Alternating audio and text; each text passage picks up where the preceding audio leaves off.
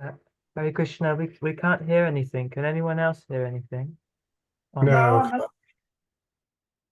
Okay, we're in the same boat. But it's Murli Prabhu. He's speaking. He's just doing the class. No one knows that he's speaking. Okay, we'll send a message on the chat. Can call Krishna, Jai Krishna. Yeah, we'll do that. We'll send a message.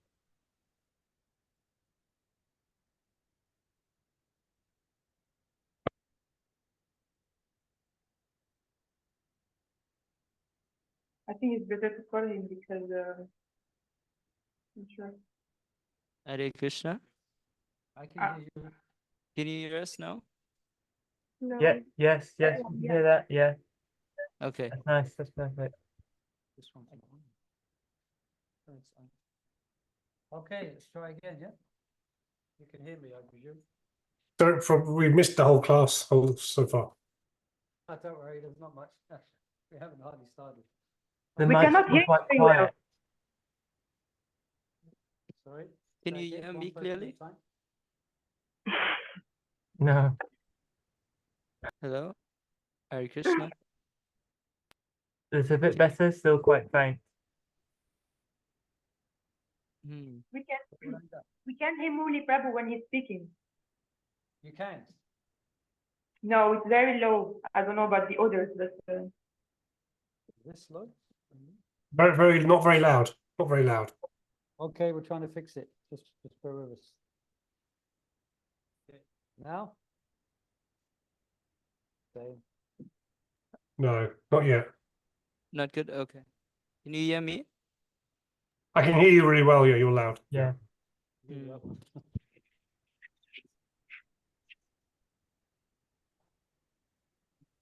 Okay, what about that? It's better. That's better, huh? Yeah. Still quiet, but better. Okay, I try and shout. My voice will go there. Okay. On the collar, maybe? Put it on the collar. Hare Krishna, Krishna Krishna, Hare Hare. Hare Ram, Ram, Ram, Hare. Okay, so we did chapter 5 last week. We did quite well. We finished chapter 4 as well. We finished chapter 4 and we did chapter 5. For those who missed the class, it's now up there, so you can listen to the recording.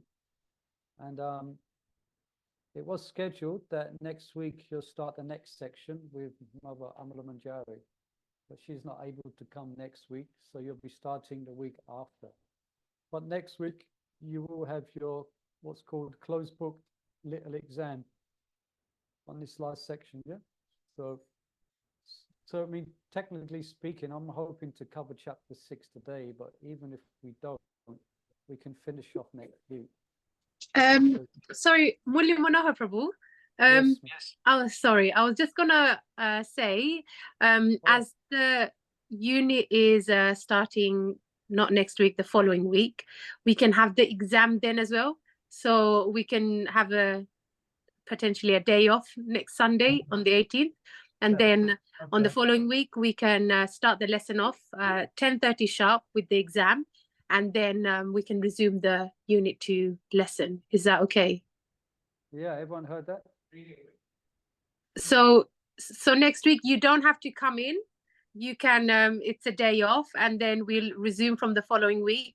You'll have your exam 10:30 sharp on the following week, and then resume with Unit 2 lesson. Yeah?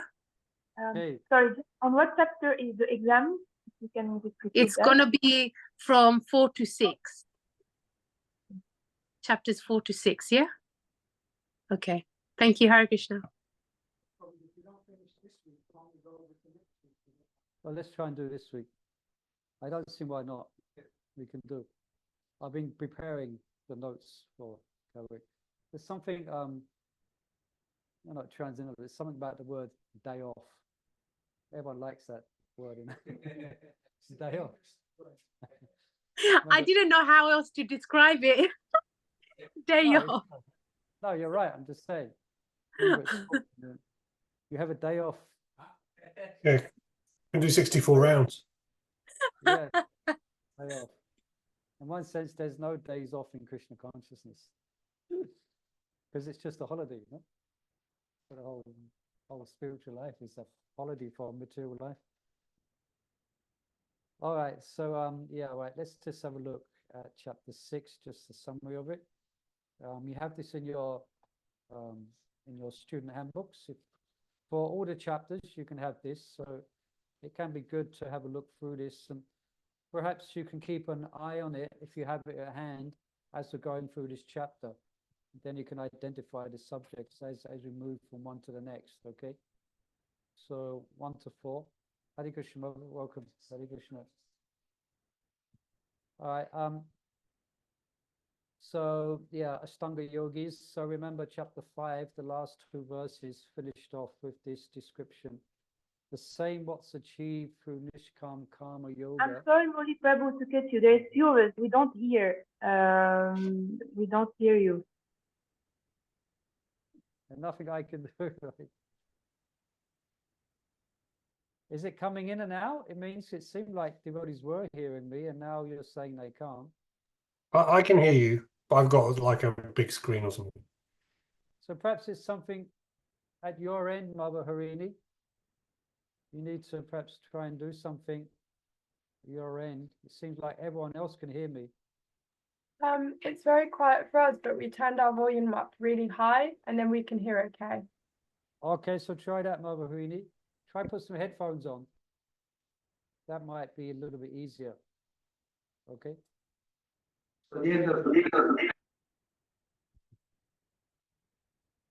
So this chapter basically is about Ashtanga Yoga. But you will notice that as we go through this chapter, Prabhupada translates the achievements achieved through Ashtanga can all be achieved through the practice of Krishna consciousness. Prabhupada will repeatedly remind us of that. Yeah, because Ashtanga Yoga.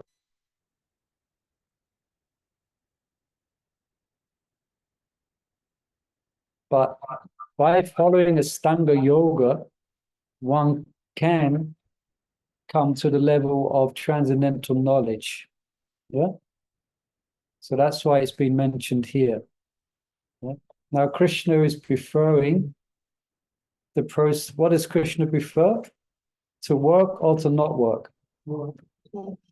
Work. But with a sense of detachment. Yeah. Nishkam Karma Yoga. Yeah. So that's why, because that's how he's trying to inspire Arjuna not to give up and become an Ashtanga yogi. Because Ashtanga yoga, basically, as we'll read, it's about going to a quiet place, a secluded place, etc., sitting on a seat of kusha, doing pranayam like that. So yeah, I'm just going to say the same thing you mentioned last week about doing the 10 airs, and doing the hatha yoga. But I think Prabhupada said in the purple that you don't need to do that. You can just, it's already done. The mind is already under control. Yeah. Yeah. So the first chapter, text 1 and 4, advancing in yoga through detached work, 5 to 9, where we're looking giving up work. A yogi may even give up Nishkam Karma Yoga, that's the point you're making, when his mental control reaches the stage of regarding well-wishers, envious, the pious, and sinners equally. So I won't comment too much on that, otherwise we'll be here for 10 minutes. So I'm just going to read this, okay? I'll try and refrain from commenting. I'll comment when we get there in the verses. Okay, further signs will be given. There should be symptoms of one's advanced in yoga, same as there's symptoms of one advanced in bhakti. Yeah, Krishna describes the practice of Ashtanga yoga. He will describe that. And the results, one's vision changes. One's heart becomes purified. So with a purified heart, you see the world differently. Yeah. So then 33 to 36. These verses devotees are familiar with. The mind can be our best friend or our worst enemy. So this is described here, 33 to 36, 37 to 45. Arjuna asks a question: what happens to those who don't make it in material life and those who don't make it in spiritual life? Where are they situated? So Arjuna asks that question. Then it finishes where Krishna very importantly established who is the highest yogi. Yeah, yoginam apishavesham. And that's the learning verse you have. Okay. Yoginam, you know that verse? Yoginam apishavesham bhakatanda atmanaha shadavam patate yogmo som yome yukatamo mataha. So that's the learning verse. Let me see if I can see some smiles. How are you going with your slokas? There's a couple of smiles here. That was a good sign. Abhijit very kindly offered, was it Abhijit? He very kindly offered to do a sloka session together. Yeah, anyone take advantage of that? Have you done it? Not yet. So Abhijit's offering. Thursday, 8 o'clock. I can do it online. 8 a.m. in the morning. Thursday, 8 a.m. in the morning. Abhijit's you're gonna go for a sloka recital. So good in a group. Sometimes it can be good. Yeah. So Thursday. Put the Zoom link on. Yeah. So the Zoom link. Okay. Okay. So now you got to bear with me 1 minute while I bring up the Bhagavad Gita, and it's here already. Then I got to share the screen. I was going through this yesterday. Let's go here. Any questions before we begin? Okay, let me share the screen. Starting on the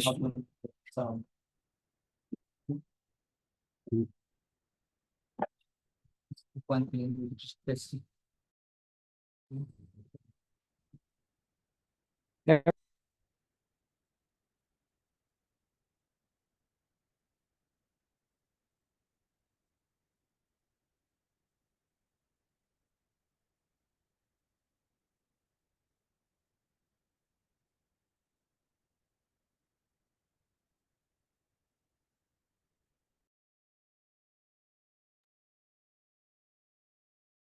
Sure.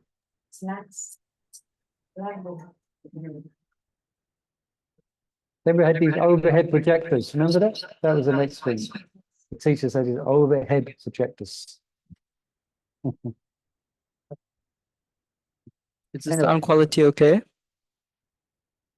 I wonder what, Better? sorry, going off the subject, but I wonder what it must be like for teachers now with kids with all phones and gadgets.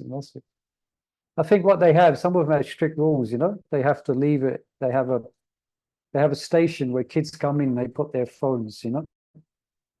Anyway, Hare Krishna. Let's get into the chapter. Especially when it comes to exams. Yeah, now you can have it on the watch, no? In your glasses. Mhm. All right, so let's begin then. Again, connection from last chapter. Yeah, so the last verses of the 5th chapter, Krishna was speaking a little bit about this process of Astanga.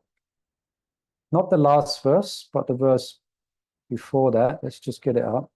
Shutting out all external sense objects, keeping the eyes and vision concentrated between the eyes, suspending the outward breath and the inward breath.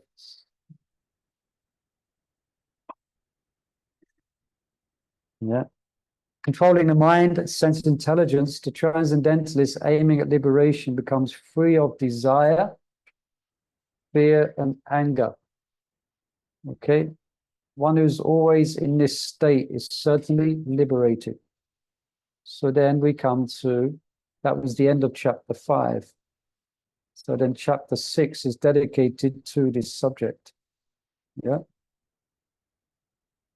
So Astanga Yoga is about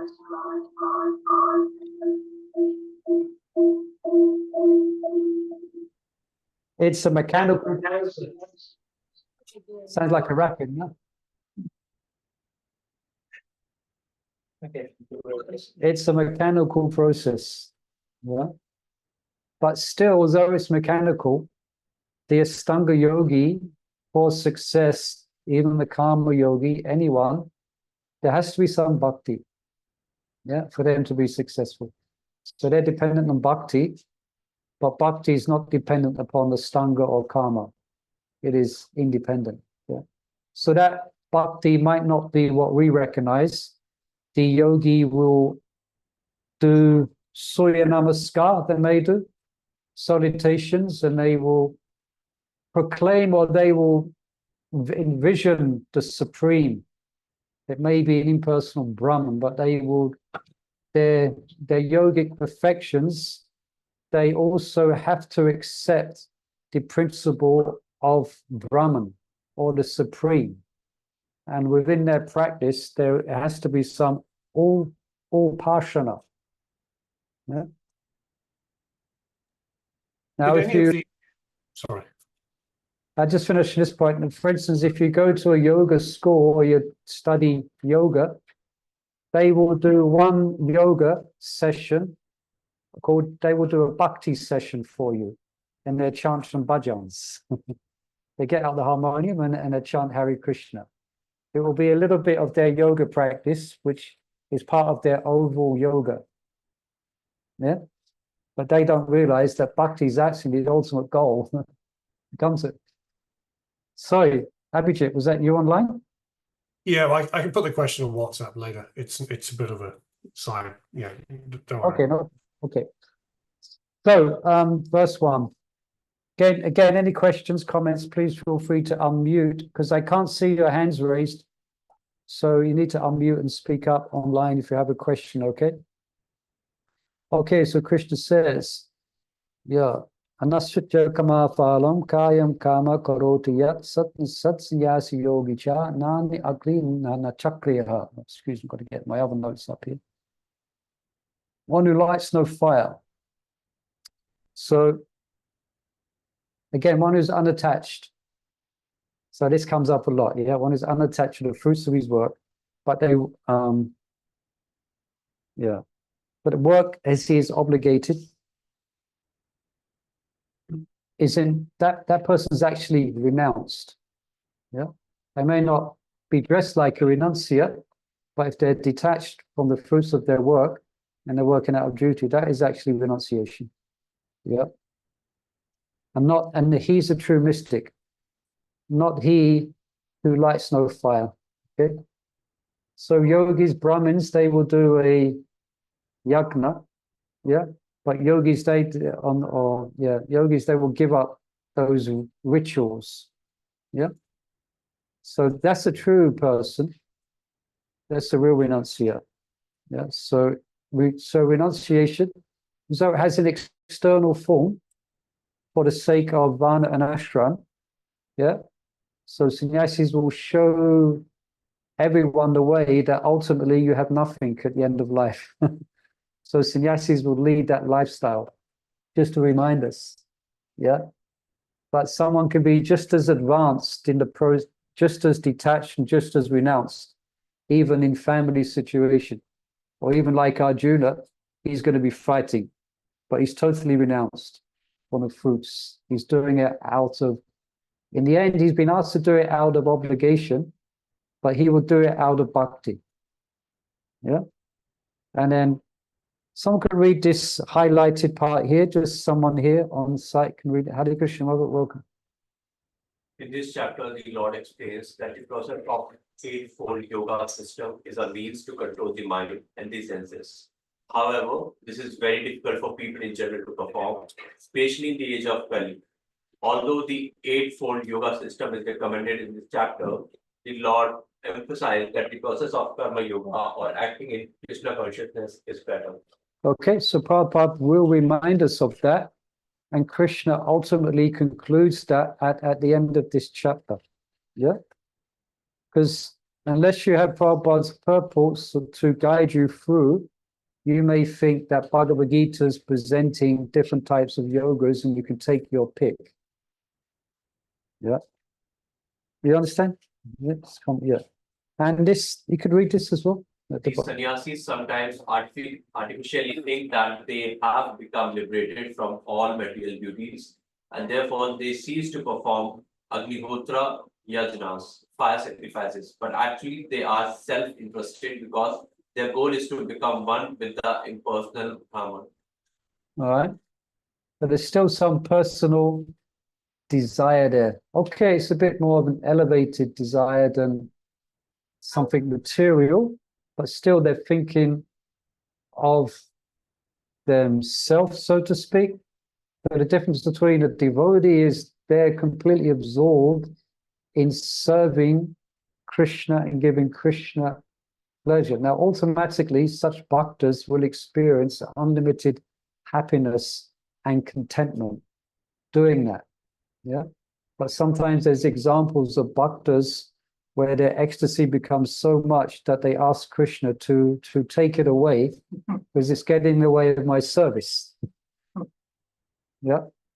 So service is loving service to Krishna makes them, in the true sense, selfless. Yeah. But still, it's a high, those yogis who we're discussing this every week, isn't it? It's not a easy thing to do. Stark renunciation in the Himalayas, you have to give it some respect, you know. But better stay where you are, yeah, and bring Krishna in, so to speak. All right. So then he can hear, Prabhupada quotes then here this verse from where's this from? Shikshashtakam. Yeah, this is something we work towards and we aspire for, that we only want to engage in the service of Krishna. Right. No desire to accumulate wealth, nor does I want to enjoy beautiful women or rich men. Nor do I want any number of followers. Yeah. Well, what does a devotee want? Service. Causeless means it's love. The cause is love. So it's not caused by anything material. You understand? The cause is, there is a cause for doing bhakti, and it's bhakti. All right? So then we come to text 2. What is called renunciation? I mean, I won't read every verse. Let's see how we go. I just summarize some verses. What is called renunciation is known to be the same as yoga, or linking oneself with the Supreme. O son of Pandu, for one cannot become a yogi unless he renounces his desire for sense gratification. Okay, so restraining the senses is not only, or basically, that it's not just externally, it's internally turning your desires around towards Krishna. Yeah. So basically, even we should just read this part. Restraining the senses is not the only constituent in true renunciation. Yeah. So you stop the senses. Remember, that's described before. But one who's meditate on the objects of the senses is known to be a pretender, mittacharya. And I think we spoke on that, isn't it? Where some persons will be attached to the sense objects, but to maintain themselves, they will put on sannyas. They will put on saffron cloth. Yeah, and they will, yeah. But they're just like a materialist. So the desire, now we know that we can't be free of desire. We have to just transform desire. Yeah. So, yeah, so instead of desiring something for the self, then you desire, like Noble Rajbhumi said, she's a good cook, so she desires to cook something nice for Krishna. Or I want to dress Krishna in a turban. So that's a spiritual desire. Yeah. Rather than I want to get a fancy new this, I want to get a fancy, I want to do something for Krishna. Yeah. So now also mentioned here, perhaps someone could read this as well, this section here in the bright in yellow. But a Let's person go in on. Krishna consciousness has no opportunity to engage his senses in anything which is not for the purpose of Krishna. Therefore, Krishna conscious person is simultaneously a sannyas and a yogi. The purpose of knowledge and of restraining the senses, as prescribed in the jnana and yoga processes, is automatically serving Krishna consciousness. If one is unable to give up the activities of his selfish nature, then jnana and yoga are no value. Okay. So a person in Krishna consciousness has no opportunity to engage his senses in anything which is not for the purpose of Krishna. But so Prabhupada would often speak from the vision of a perfected devotee. Yeah, because we probably find out we have lots of opportunities for stepping outside of Krishna consciousness, you know, practically speaking. Yeah. But this is the vision. It doesn't mean they have no opportunities. It doesn't mean they're barred. It just means they're completely encircled in service to Krishna. Everything, their heart is pure, so they're completely absorbed in serving Krishna. So there's no scope of doing anything outside of that. We generally, you know, we flux between the two, you know. So ask a question. Please, yes. So is it possible to please Krishna when we still have anarthas? Is it possible that our service please Krishna if it seems by our having Did you say, is it possible to see Krishna? You say? Is it possible to please Krishna with our services? Please. To please Krishna. Yes. When we are, because we are covered with anarthas, so it's not completely pure. I mean, it's not really like. Yeah, no, it doesn't bar us from practicing, even if we have material desires. We are not barred from practicing pure devotional service. Yeah. It's just that at least our intention ultimately is we would like to be free of our, of our accumulated material desires, but we can still engage in pure devotional service. You understand? So we're pure in intent. And that's pleasing to Krishna. Yeah, Krishna sees our struggles and he knows what's in our heart. And sometimes we may not always make the grade, But if we at some point have surrendered to Krishna, Krishna's going to accept our service. Okay, so just that's to be clear, because there's some persons who they don't have any idea of the process of pure devotional service. So their only intention for coming to the temple and for praying is 100% material. So they might not be so pleasing to Krishna. Also, kamo shavo kamo va. Anyone who comes to Krishna is good.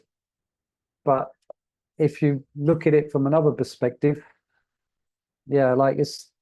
So did that answer your question about Harini? Yes. So we're not at the stage of complete perfection, but Krishna is still happy to accept our service because we're going towards him, because we're on the path, Shaunagati. We're on the path of pure devotion. We're hearing about pure devotion, and we would like to get there. So we're serving Krishna with the idea we would like to be free and we would like to obtain Krishna. So that's very pleasing to Krishna. Yeah. Okay. That's the 7th chapter, isn't it? The 4 types of people that come to. Yeah, Chaturvidya. So you'll be looking at chapter 6. You'll be looking at that chapter 7. Okay. 4 kinds of persons come to Krishna, pious persons. Okay. So then, for one who is perhaps not so purified, then it's good for them to be engaging in activity. Yeah. Just like when devotees first join Krishna consciousness, it's good for them to be engaged, It's good. Yeah, because they need it. Yeah. Then after some time, maybe after a few years, devotees have the ability with a purified mind to do more japa, more deeper studying, things like that. But anyway, for the 8-fold yoga system, here's the 8-fold yoga system here, I think it's described. Yeah. No. So we have, let's go for the 8 steps quickly. Yama, niyama, asan, pranayam. Pratyahar. Pratyahar, jhana, isn't it? No, it's not. Ultimately, samadhi. There's these steps in the Eightfold Yoga, they're just different degrees of absorption in the object of meditation. Okay? It's called the yoga, and also there's a yoga ladder here.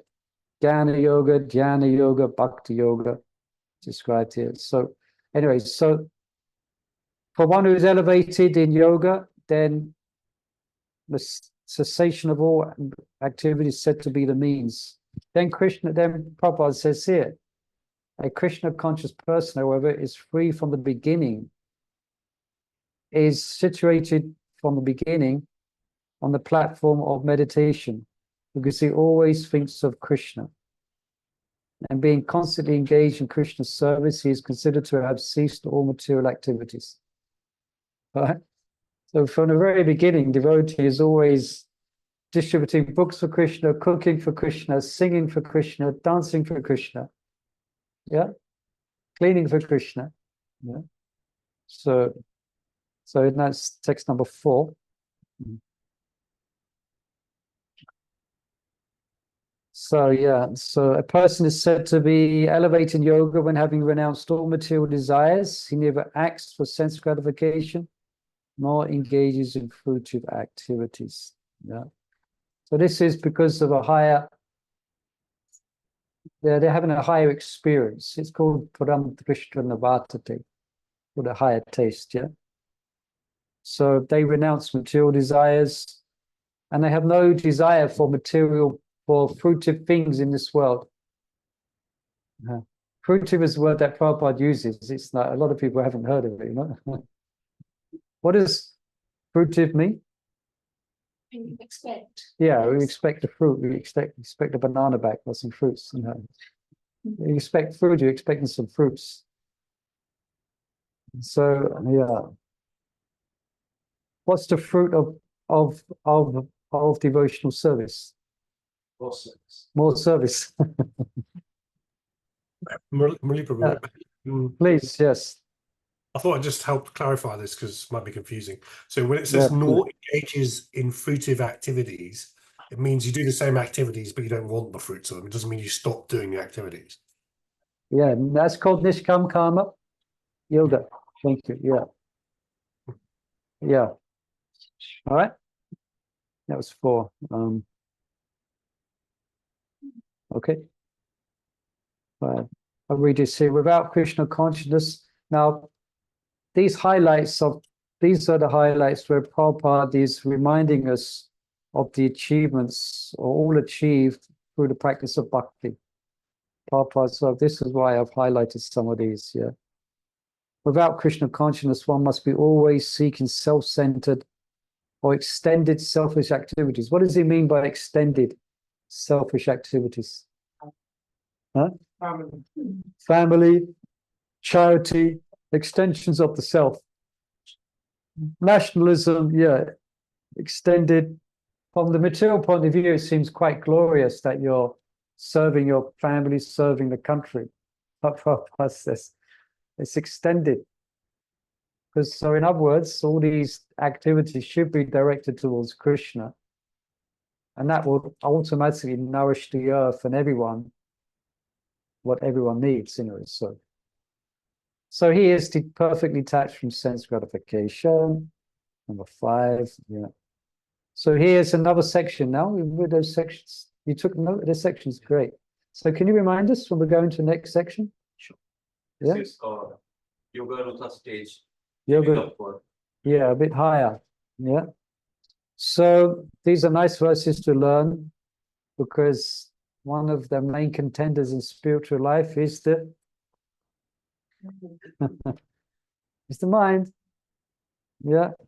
So it's good to learn a little bit about the mind. You can read in the Bhagavad Gita here now. You can read in 3rd canto, Srimad Bhagavatam, Shankya. describes the mind, intelligence. Yeah. So we have to deliver ourselves with the help of the mind and not degrade ourselves. Yeah. So your mind, unless it's controlled, will degrade you. It will send you to the dogs. Yeah. It has no discrimination. It will send you to the dogs. So how can it? So that's why we have to hear about Buddhi. We have to hear about Krishna consciousness. Then we can, our mind can start to be our friend. You know.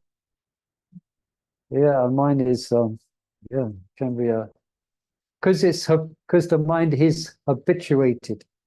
It's not a conscious living entity. Okay, it feels like it sometimes. It's not like there's a ghost, or it's not like the devil or something. Just because the mind's just, it's just it.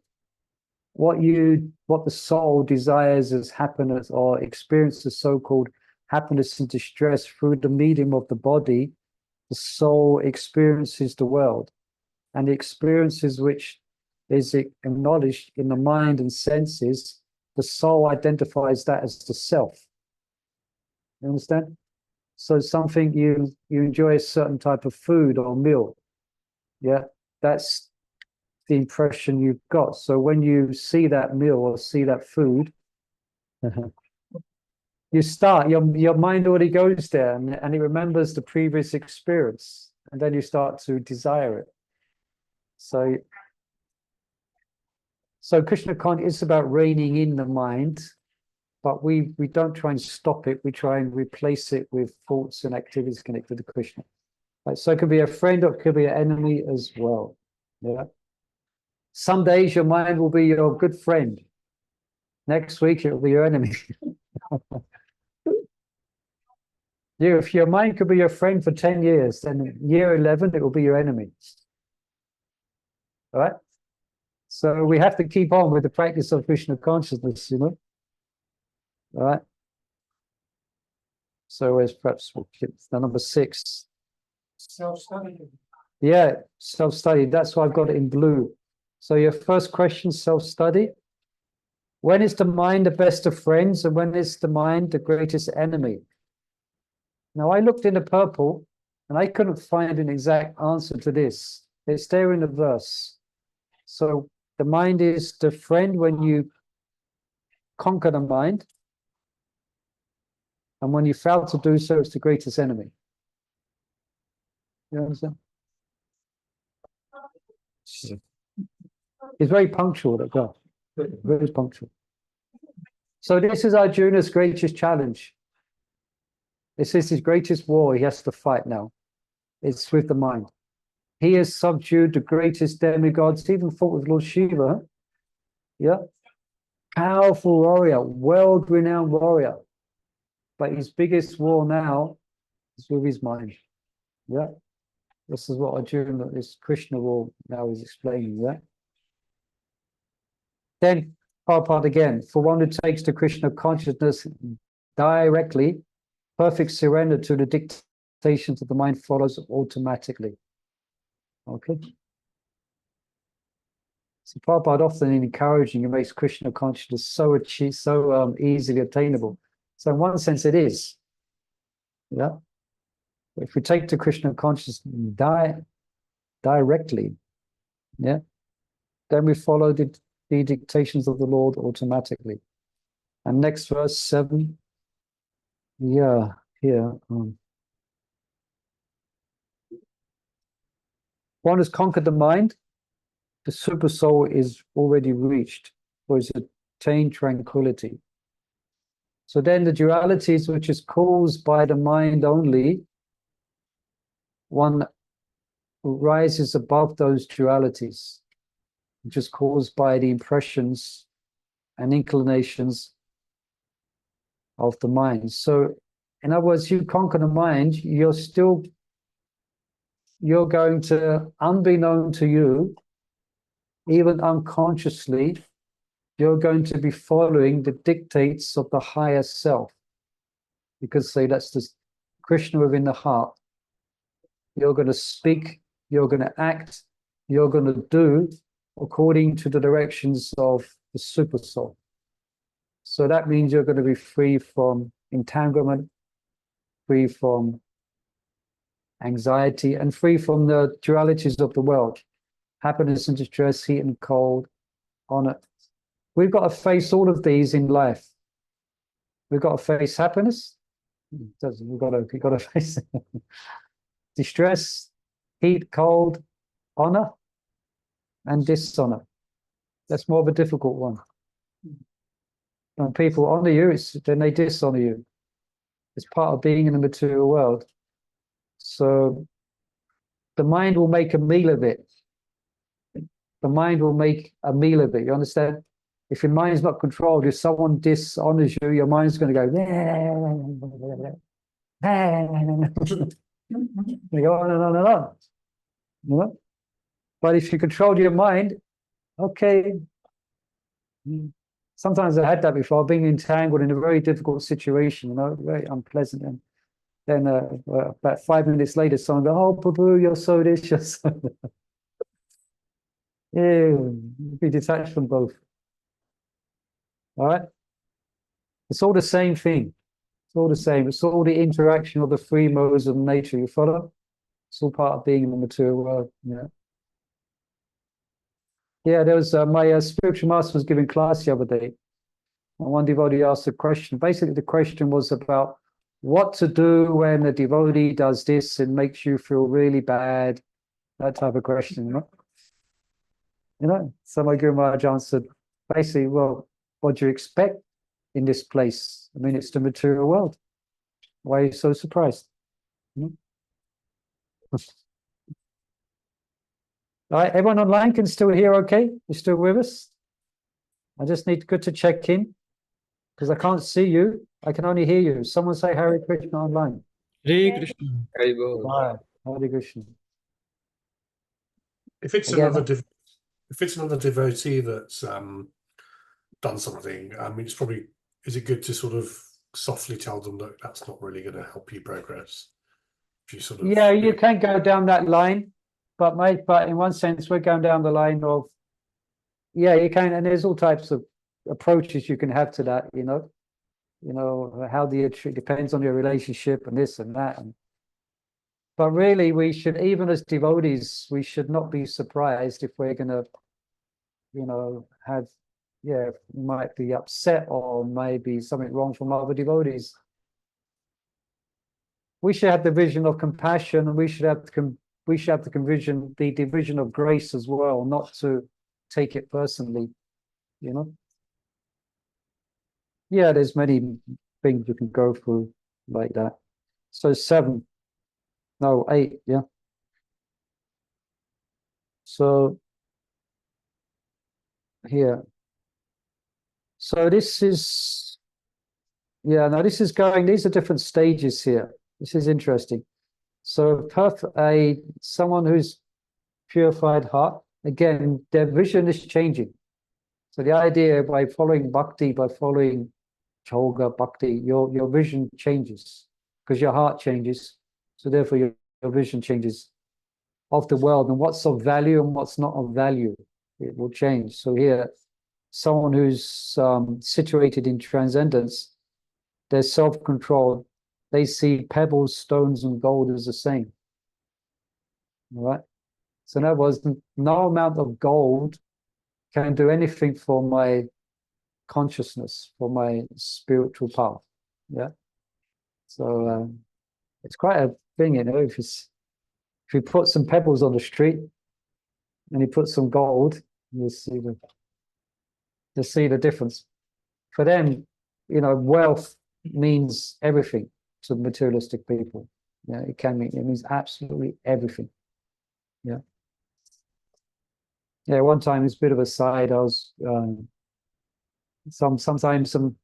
was some builders that was having a joke, and awldite, it sticks, it can stick. They had this £1 coin, and they put awldite and they stuck it on the pavement.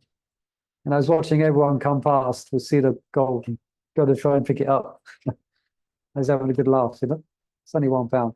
But anyway, point here. You understand this? One is not nourished from material accumulation. And it's not going to do anything for me. So that way the devotee is not, where pebble stones are golden. So that's one level. And then the verse here, Atashi Krishna Namadi, yeah. Prabhupada speaking about the purification by engaging the senses in Krishna's service. Again, one becomes purified to perceive Krishna's name, form, qualities. And there's so much to pick out, so much to cover just in Prabhupada's purports alone. But this is an overview, okay? So we don't have time to go into every part of the purport. So I'm just glancing here now, and I'm tempted to start speaking on every part of the purport. But I have to try and control myself. Otherwise, the 6th chapter will take a month. Yes. Gross materials is chasing after the world. In some ways, they're not given.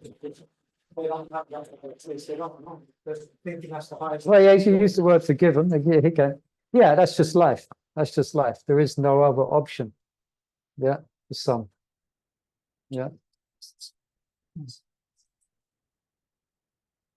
Yeah, you think of what people do to get money, the crimes they do. They will kill, murder, they were the same thing, no? Go through so much stress to actually obtain money, you know? Anyway, we know this goal. So now, so this is one level. Then the next level is text 9, another one. This is a little bit harder. All right, this is a little bit harder. So when you regards honest well-wishers, benefactors, the neutral, so we experience all these types of people in the world, you know? The envious, friends and enemies, the pious and the sinners, all with an equal mind. Yeah. Forgive them, Lord. What's the no? Forgive them, Lord. What's no? That he who is without sin. What they do. Yeah, I know. Just have to. I'm not quite up on my Bible quotes. Yeah. So with an equal mind. So in other words, you're seeing from a vision, you're looking at humanity, you're not looking at individuals. You're looking at people from the perspective of being part of the great humanity, so to speak. So some persons will be envious, some persons will be enemies, some persons will be pious. You're appreciating them as part of Krishna. Yeah? You're not discriminating.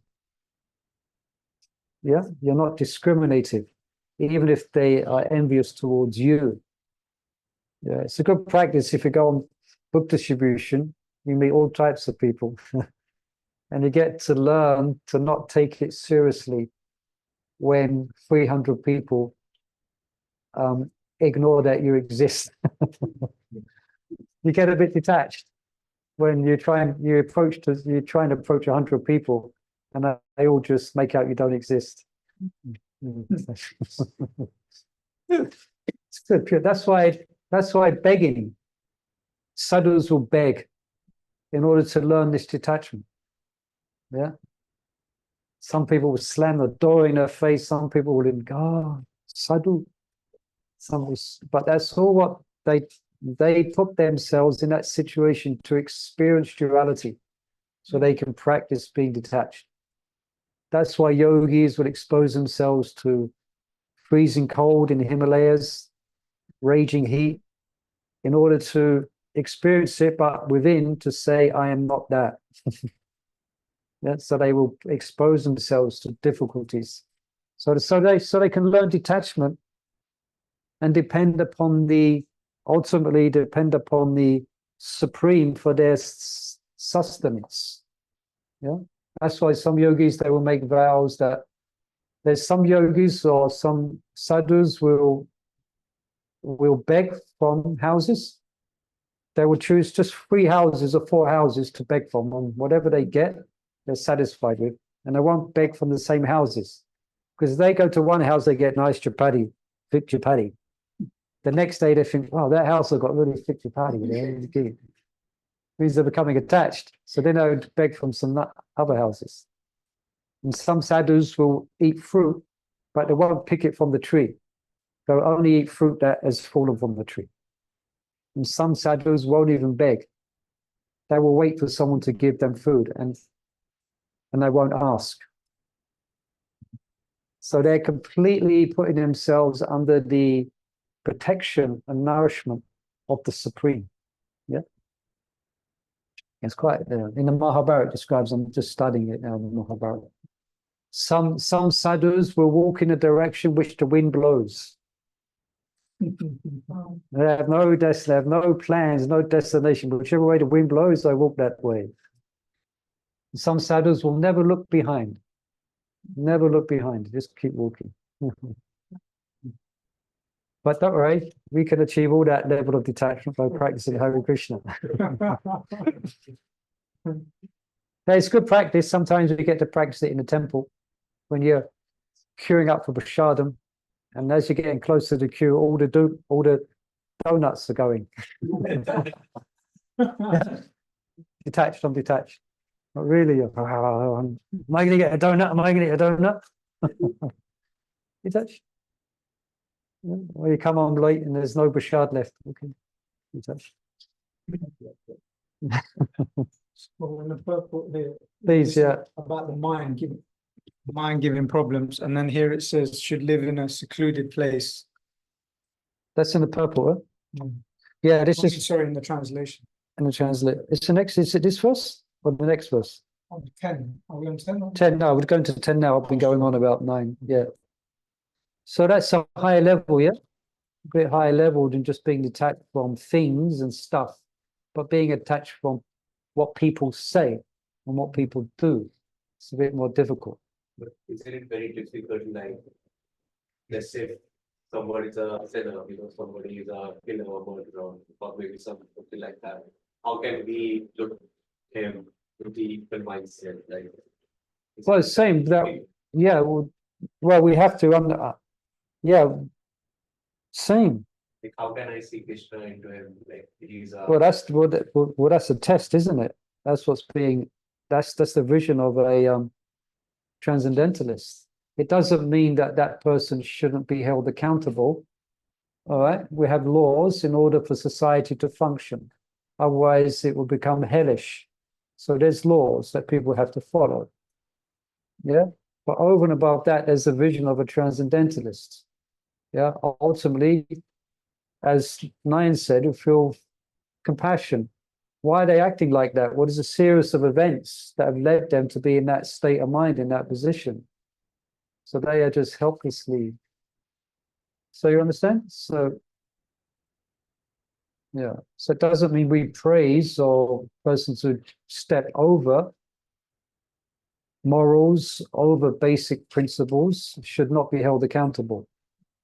Otherwise, there's a whole section in the Mahabharata about chastisement.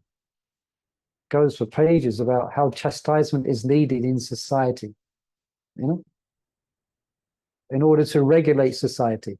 It is by chastisement that someone doesn't do this, doesn't do that, doesn't do this, they refrain from that. So it's needed in society. But the vision of someone who has a purified heart is, yes. I was thinking of Srila Prabhupada, how he had so much compassion that he was dealing with drug addicts. Yeah, good example. Yeah. House, he just Gave them Krishna. Yeah. Papa, this was in the beginning days of LSD. And these young people were completely going nuts on LSD, and they would come to see Prabhupada. Prabhupada had to deal with them all. There's one lady who came to Prabhupada at night. Whenever it came at night, she came in a room and she came in the room and she stood in front of Prabhupada. I can't imitate it, but she started going, started jumping back up and down and screaming. And then she went out. Prabhupada the next day mentioned it. Anyway. level of compassion is just. Yeah, compassion, deep compassion. Prabhupada's seeing a soul they're seeing a soul which has been misled. That's the better, yeah. Yes. This soul has been misled. This soul has been misled. Not that we canvass for their non-punishment. Yeah. Okay. So next verse 10. It's a new section. New section. That was a quick section. What's this section called? Number 10? Krishna describes practice of Astanga Yoga. Yeah. So now this is the practice. So anyone wants to practice Astanga Yoga, you can take some notes here. Practically impossible. Should live alone in a secluded place. What does Prabhupada say about secluded place in the Prabhupada?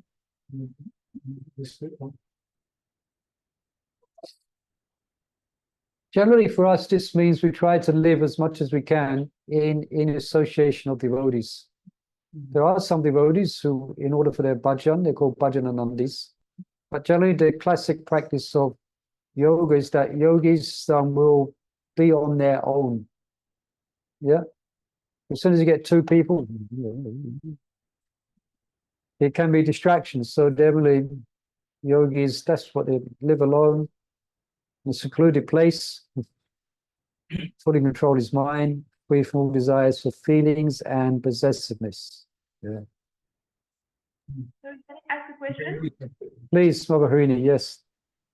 Yeah, I was just speaking with a devotee yesterday, and she was saying that sometimes it's better to be alone, not like completely secluded, but than being with devotees who are more attracted to sense gratification and speaking about nonsense or watching some TVs things or things like that affect our consciousness. So it's better to not be with devotees like that. So what do you think about this? No, it's good. We have to learn to be a bit discriminating, but in a respectful way. Not that we're becoming across as high and mighty, so to speak. But yeah, we do have to, and as we go on in spiritual life, we have to be a little bit more discriminating in order to protect our devotional development. Yeah. So you may just be getting over watching mundane movies, you may just be coming out of it. And if you start to associate with a devotee who's really into, we can learn something from this. There's Krishna consciousness message behind. There is, then you may go back down where you just came from, all these impressions. So yeah, we have to be a bit, yes. So we have to, and as we progress in Krishna consciousness, then we will find devotees who we can share nicely with and can reveal our mind to, and on the same platform or practice as ourselves. There's a certain Sanskrit word for it, a certain type of association, that we want to have. No, sadhusanga, there's another word for it. No, it means jata. There's certain devotees will be, also it gets further where devotees are attracted in a particular way to Krishna, a particular rasa. So then they would associate together to share that appreciation of Krishna in that way. Yeah. Just for instance, book distributors should associate remain with other book distributors. If they get too much association with a Bajari, they might, Bajari is a great service. That's what people went from. We're friendly, but it helps. So is that okay, Mother Harini? So there is a point there that we do have to, if we want to achieve certain things in spiritual life, and especially if we're a little bit weak and we're easily influenced, then we want to protect ourselves somewhat, until we become strong and confident in your standing in Krishna consciousness. Then you might be able to move in order to offer some guidance and help. It's a big subject, but so here, so live feelings of possessiveness. So Prabhupada brings up that we engage the things in this world in Krishna's service. That's why he quotes these verses here. It's called Yukta Vairagyam. Yukta Vairagyam. Yeah. So we don't drop the world, we engage the world in Krishna's service. That's the higher level of renunciation. But we should be careful that we're not trying to engage things in this world which is beyond our ability. Yeah, we had one devotee here many years ago, and he was doing shop to shop, and he was on a mission. He decided he would go to all the prostitute places in Soho. Yeah. So we might not be so qualified for that, or we might feel the effects of it in our consciousness. So, but the principle here, yeah, okay. So we don't reject the world. Prabhupada flew on planes. He used on computers. We got so much things, and yeah, we use things. We use trains. We use planes. We use cameras. But we use it in Krishna's service. Yeah. Yeah. With the motor cars and was criticized for them. Yeah. Yeah, the Prabhupada's spiritual master, he really understood this point in envisioning Krishna consciousness into the future. Then he drove into Radha Kund, isn't it? Where all the renunciates and Babajis live, in a Rolls Royce car. There wasn't even hardly any cars in India. And the most prestigious car to have, even at that time, was a Rolls Royce. So he drove in a Rolls Royce to Radha Kund, as I heard it. And he was dressed in a suit as well. He was dressed in a coat and pants. Not all the time, but when he would meet the English lords and things like that, he would, yes, and he very much, they had strict rules of who could use the car. Yeah, so an example, Bhakti Siddhanta, he's the one who first understood this coming from the Goswamis. Yeah, then we could go into the whole thing about that. Because the Goswamis didn't need it, they themselves, because their service was writing. So although they understood this principle, because they didn't need it in their service, they didn't accept anything material. They lived under trees and simple huts.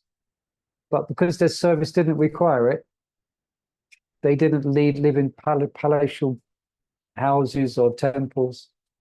I recall that one of the Goswamis had like many cows and given with Brahmins. Many cows, eh? Yeah, many cows. Technically, some of them own, there's like documents where some of them own like land. Yeah, they would be given land by people. They would be given temples. But then they would hand it over to their followers and disciples to actually manage, because they themselves didn't need it, because their service didn't require it.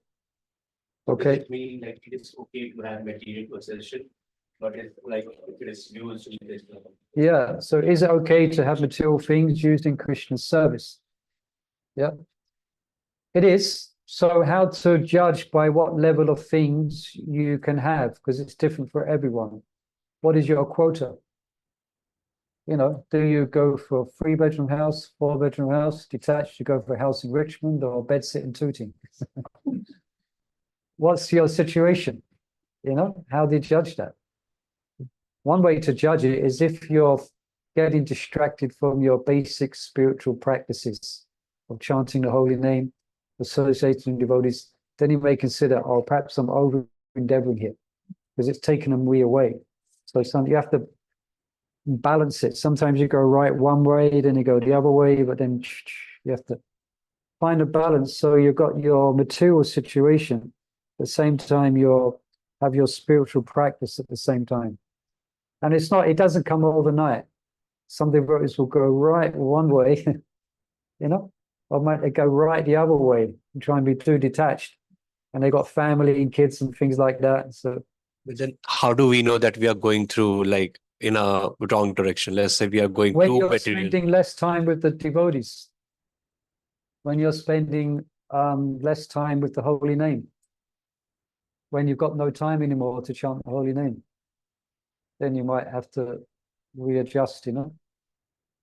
But sometimes it's not possible to adjust. You have to, maybe it's something you're only going to adjust in 2 or 3 years, you know. So you have to keep your eye on that. Okay, but try and keep a lifeline with the devotees somehow. Yeah. So text 11:12. Okay, let's go to a secluded place, lay Krishna grass, deer skin, a cloth, never too high, too low. should be situated in a sacred place. There's a self-study question here. What is text 11? What is the meaning of the words ekaki? If I pronounce it right.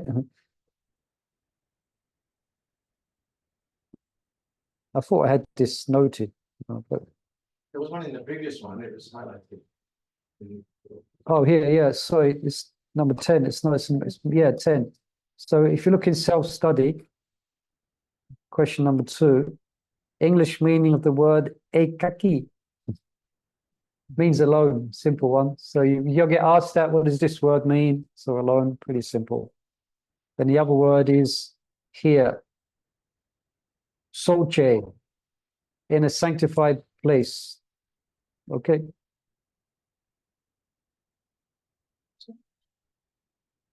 So this is Stanga Yoga mentioned here. The purple.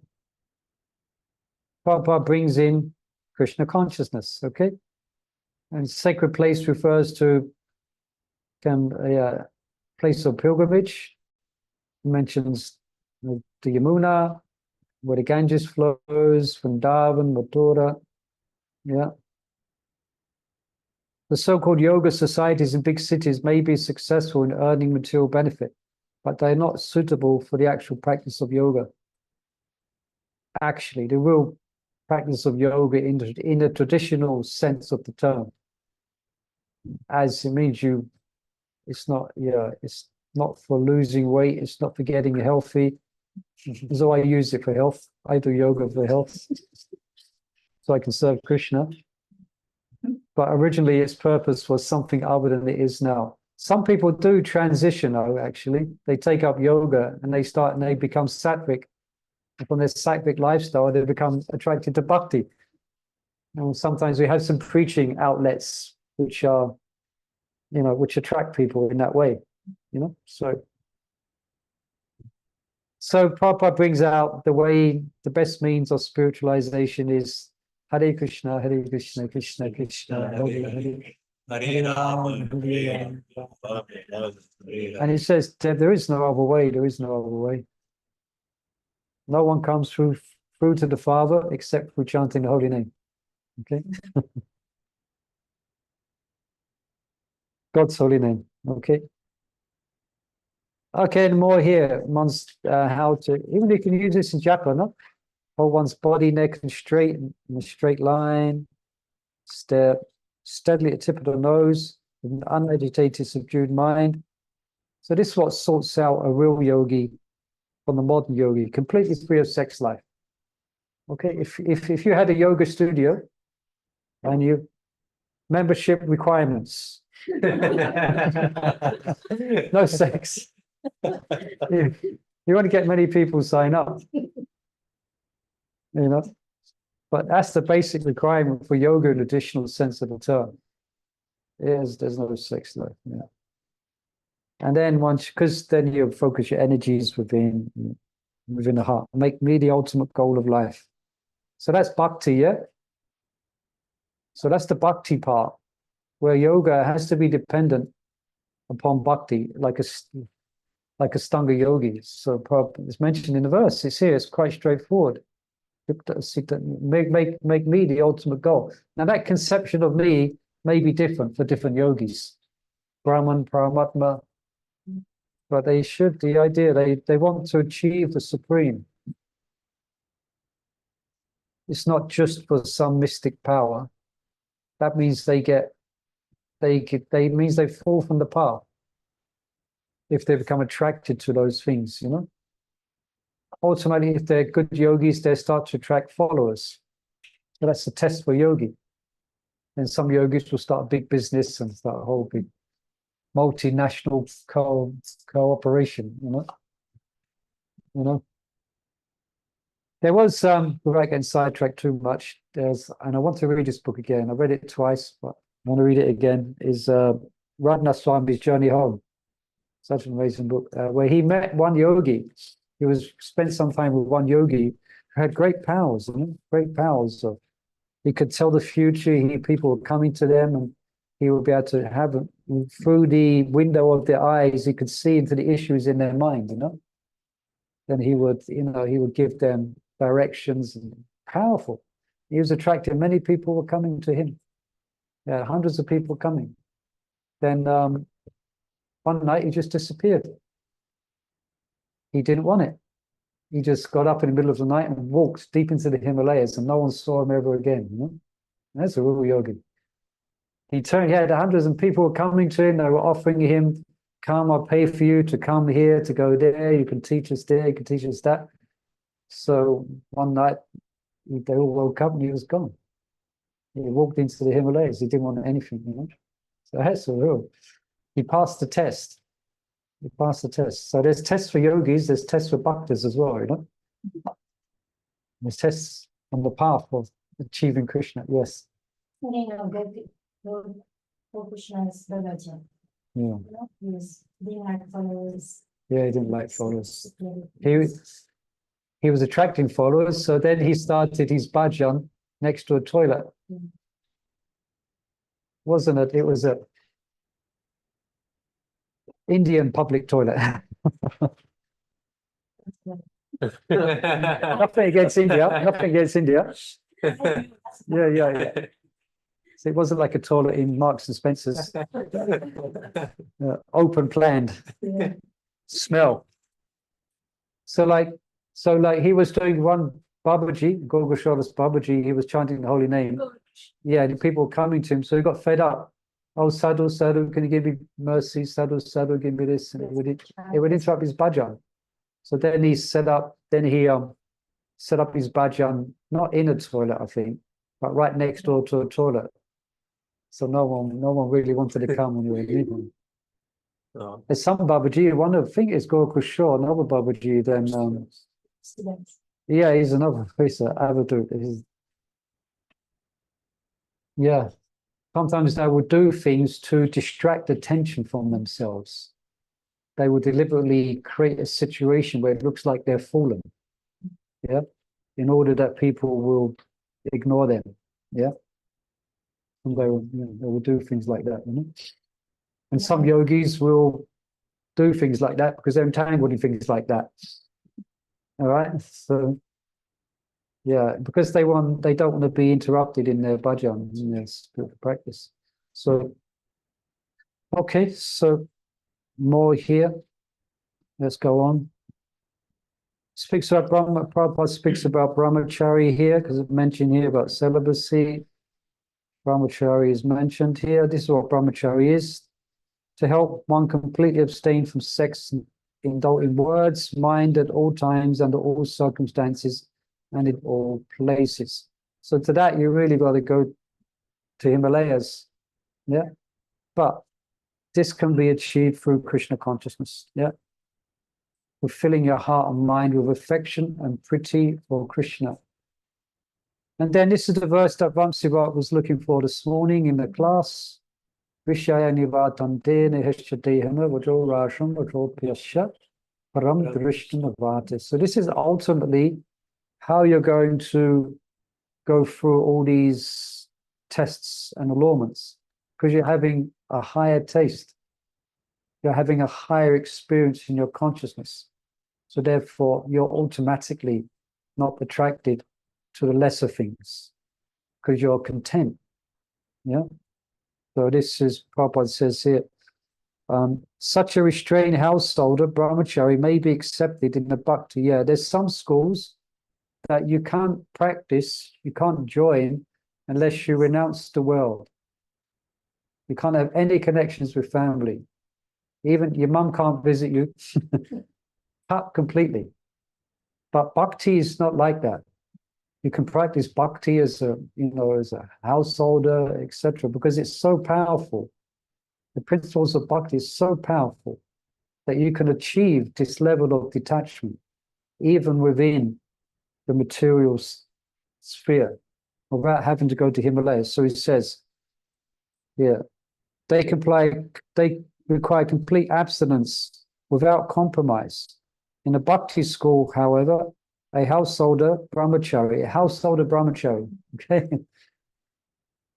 is allowed controlled sex life. So for the propagation of children, because the cult of Bhakti is so powerful that one automatically loses sexual attraction, being engaged in the superior service of the Lord. Okay. There's a whole discussion about that, but we won't go there. Sometimes it's not quite achievable for young devotees, even married. But then it's a reality. It's not an easy. But then after some time, they make more advancement. These are like the gurukuls that we used to see. Yeah. Like gurukul. What do you mean? Gurukul, like schools are called gurukuls, right? Yeah. Like What about it? Like so, bhakti schools like Gurukul, where they will just a lot of prince or who was about to become king, they will be sent in these Gurukul Oh yeah, the ashrams. training. Yeah, traditionally, yeah. Gurukul. So they'll be trained in brahmachari from the very beginning, you know. Be trained in it. But yeah, this is. Sorry. Sorry. Carry on, Mother, please. I just have a question about association of devotees and householders. Sometimes there is some householders who will not associate so much with other devotees. They will just stay together. So because they are both devotees, like would that be considered be okay, or that householders should still have good try to also associate with other devotees? No, generally we want the association of devotees.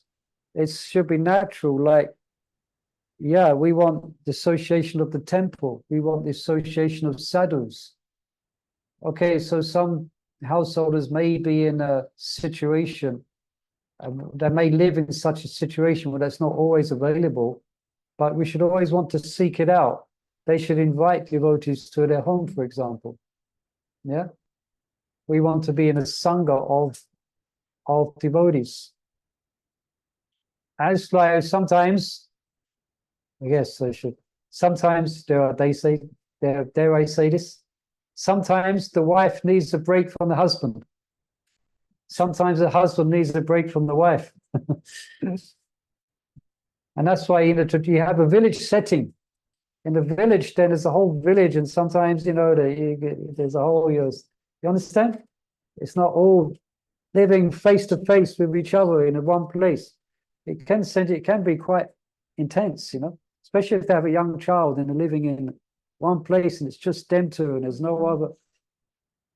So it's not healthy. I would say it's not healthy unless if it's unavoidable, what can be done? But you want to associate, you know, we want to associate with other devotees. Okay? That's my unhumble opinion on that. Okay. Okay, we got it. It's nearly, we've got to move on a bit. 115. Okay. Sorry, what was the question? Is it okay if a householder, husband and wife, just associate with each other and no one else? And say, not really. Not really. You need a break from each other, man, sometimes. You know, you need to. Break up. Yeah, otherwise I have to pick up. Yeah, you need to take the pressure. Yeah, pressure cooker. So you want to come, you know, the husband wants to jump in the kirtan with the brahmacharis, you know. Yeah. The wife wants, good for the wife to associate with other ladies, you know, and gossip a little bit. Gossip about Krishna, sharing. Should I say share about Krishna with others? Yeah. All right. All right. 5 minutes, then we have a break, yeah? I'm only on text 15. That's not bad. Keep an eye on, let me keep an eye. Next one, 17. Okay, text 15. They're going to move up a bit. Okay, I just read about thus practicing constant control of the body, mind, and activities.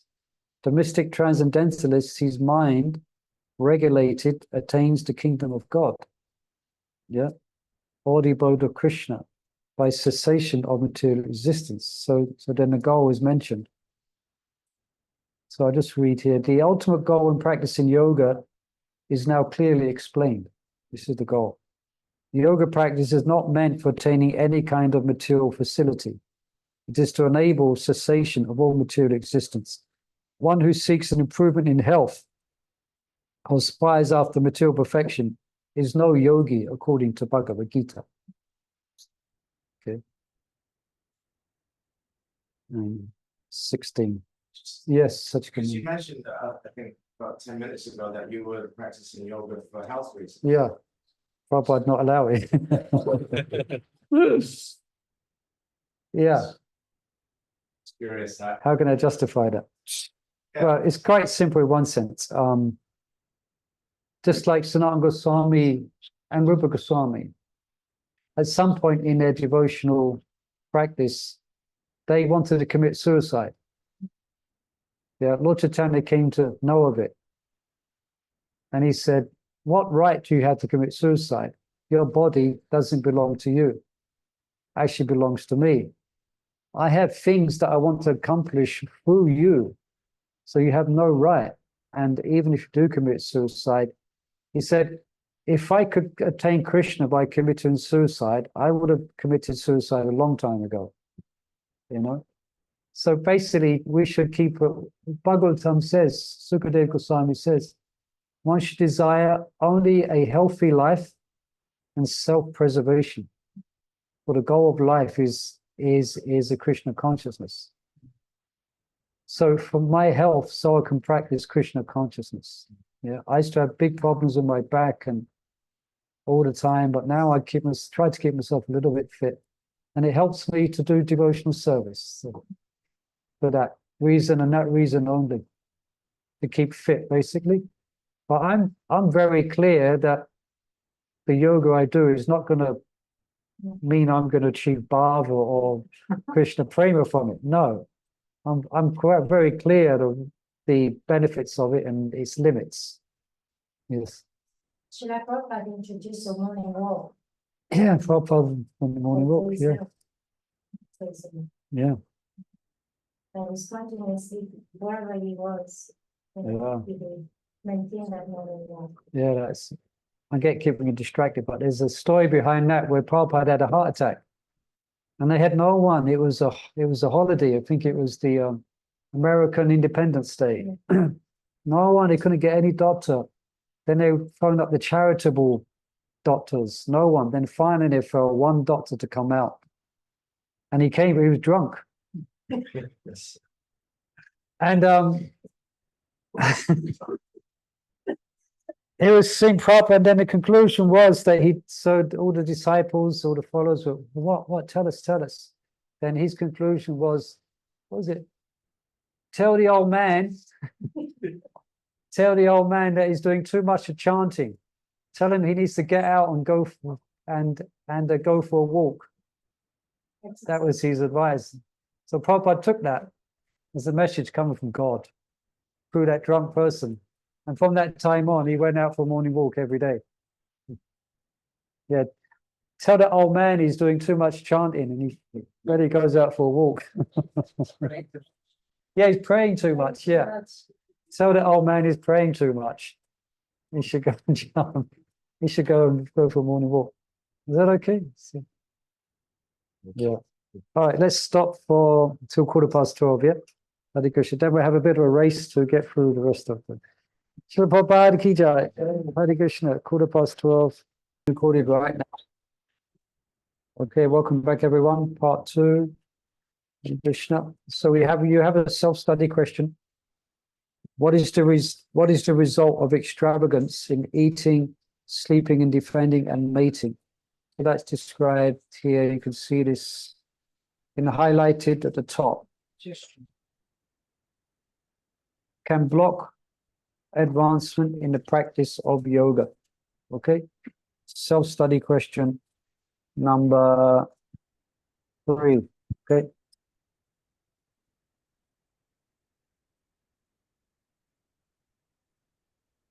So Krishna speaking now of some of the obstacles in practice. Yeah. Too much.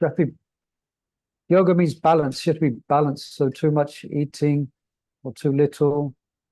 Yeah, what's the word for balanced here? Number 16 is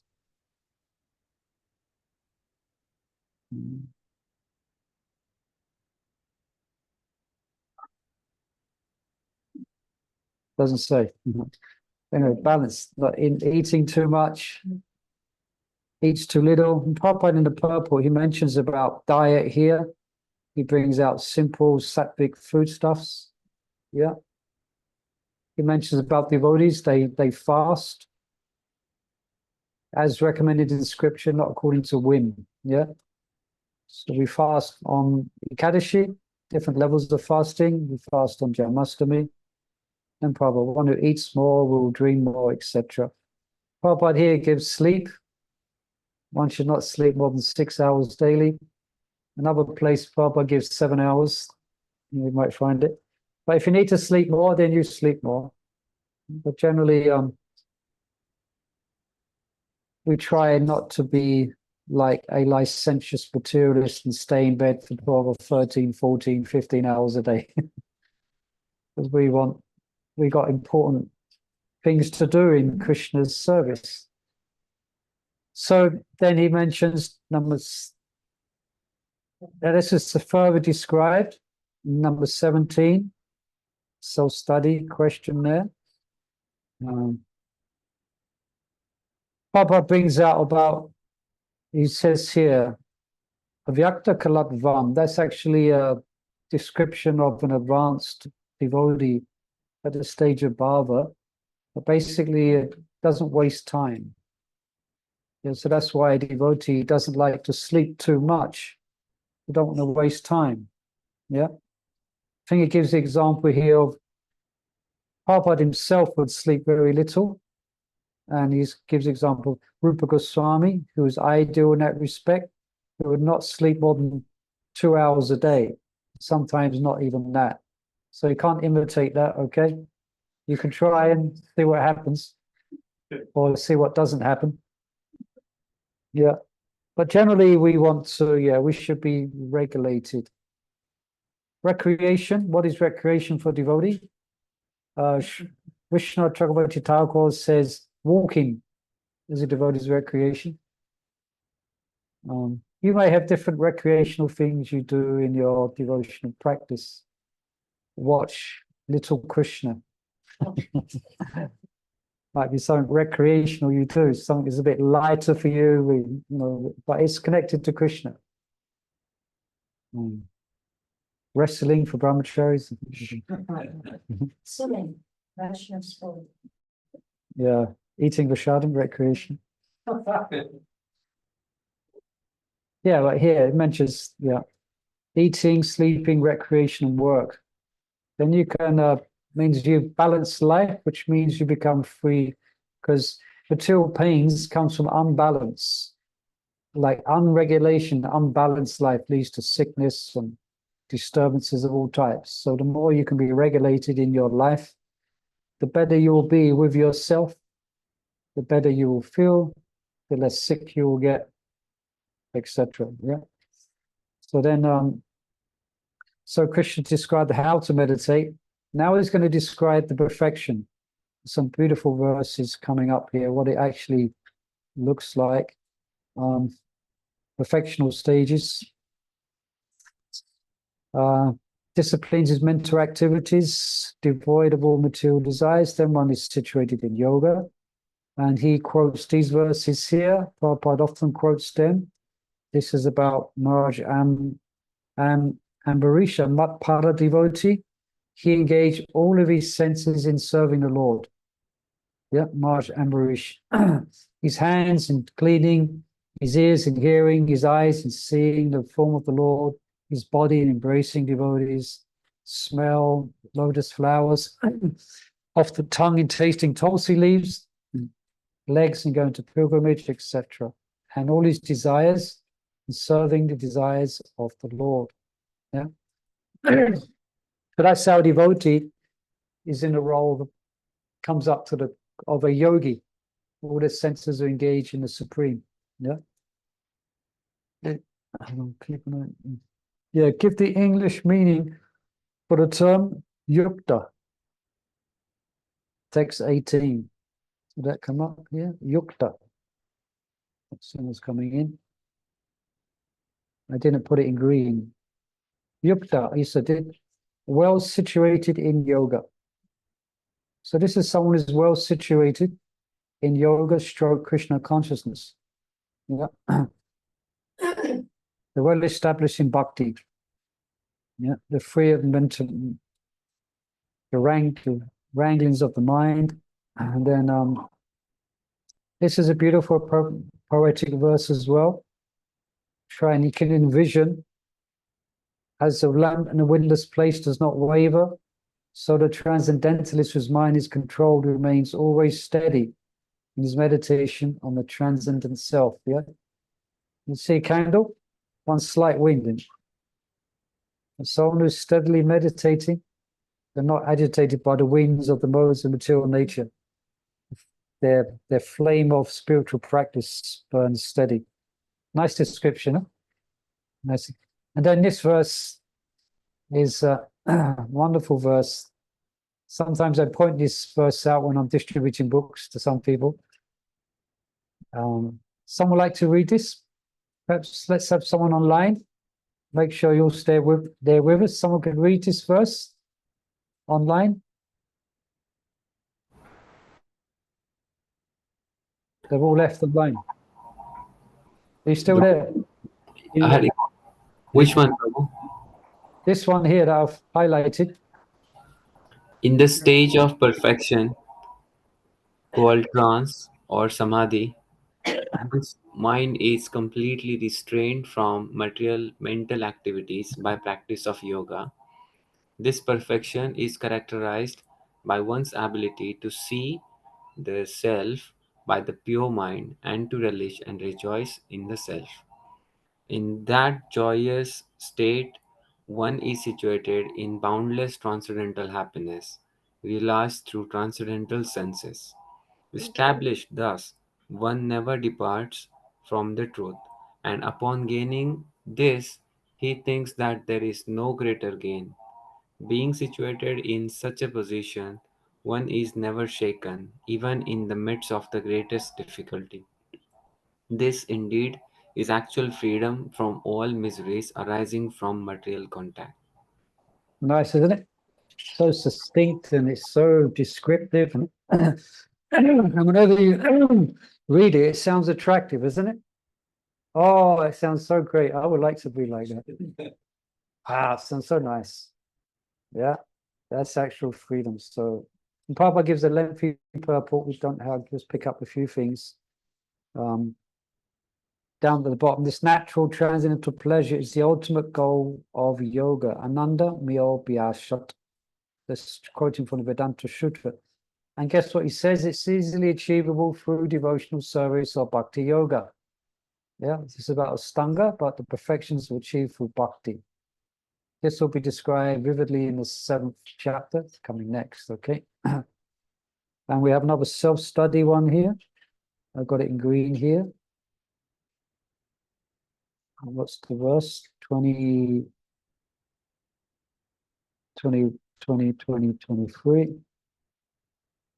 Is there something there for this?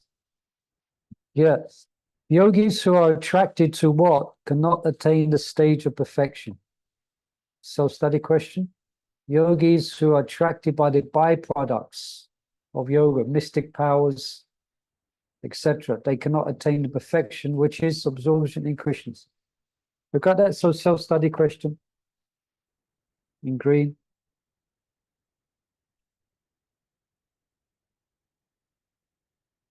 So if you're attracted to the bliss that comes in a kirtan or from chanting, yeah, then that's selfish in a way.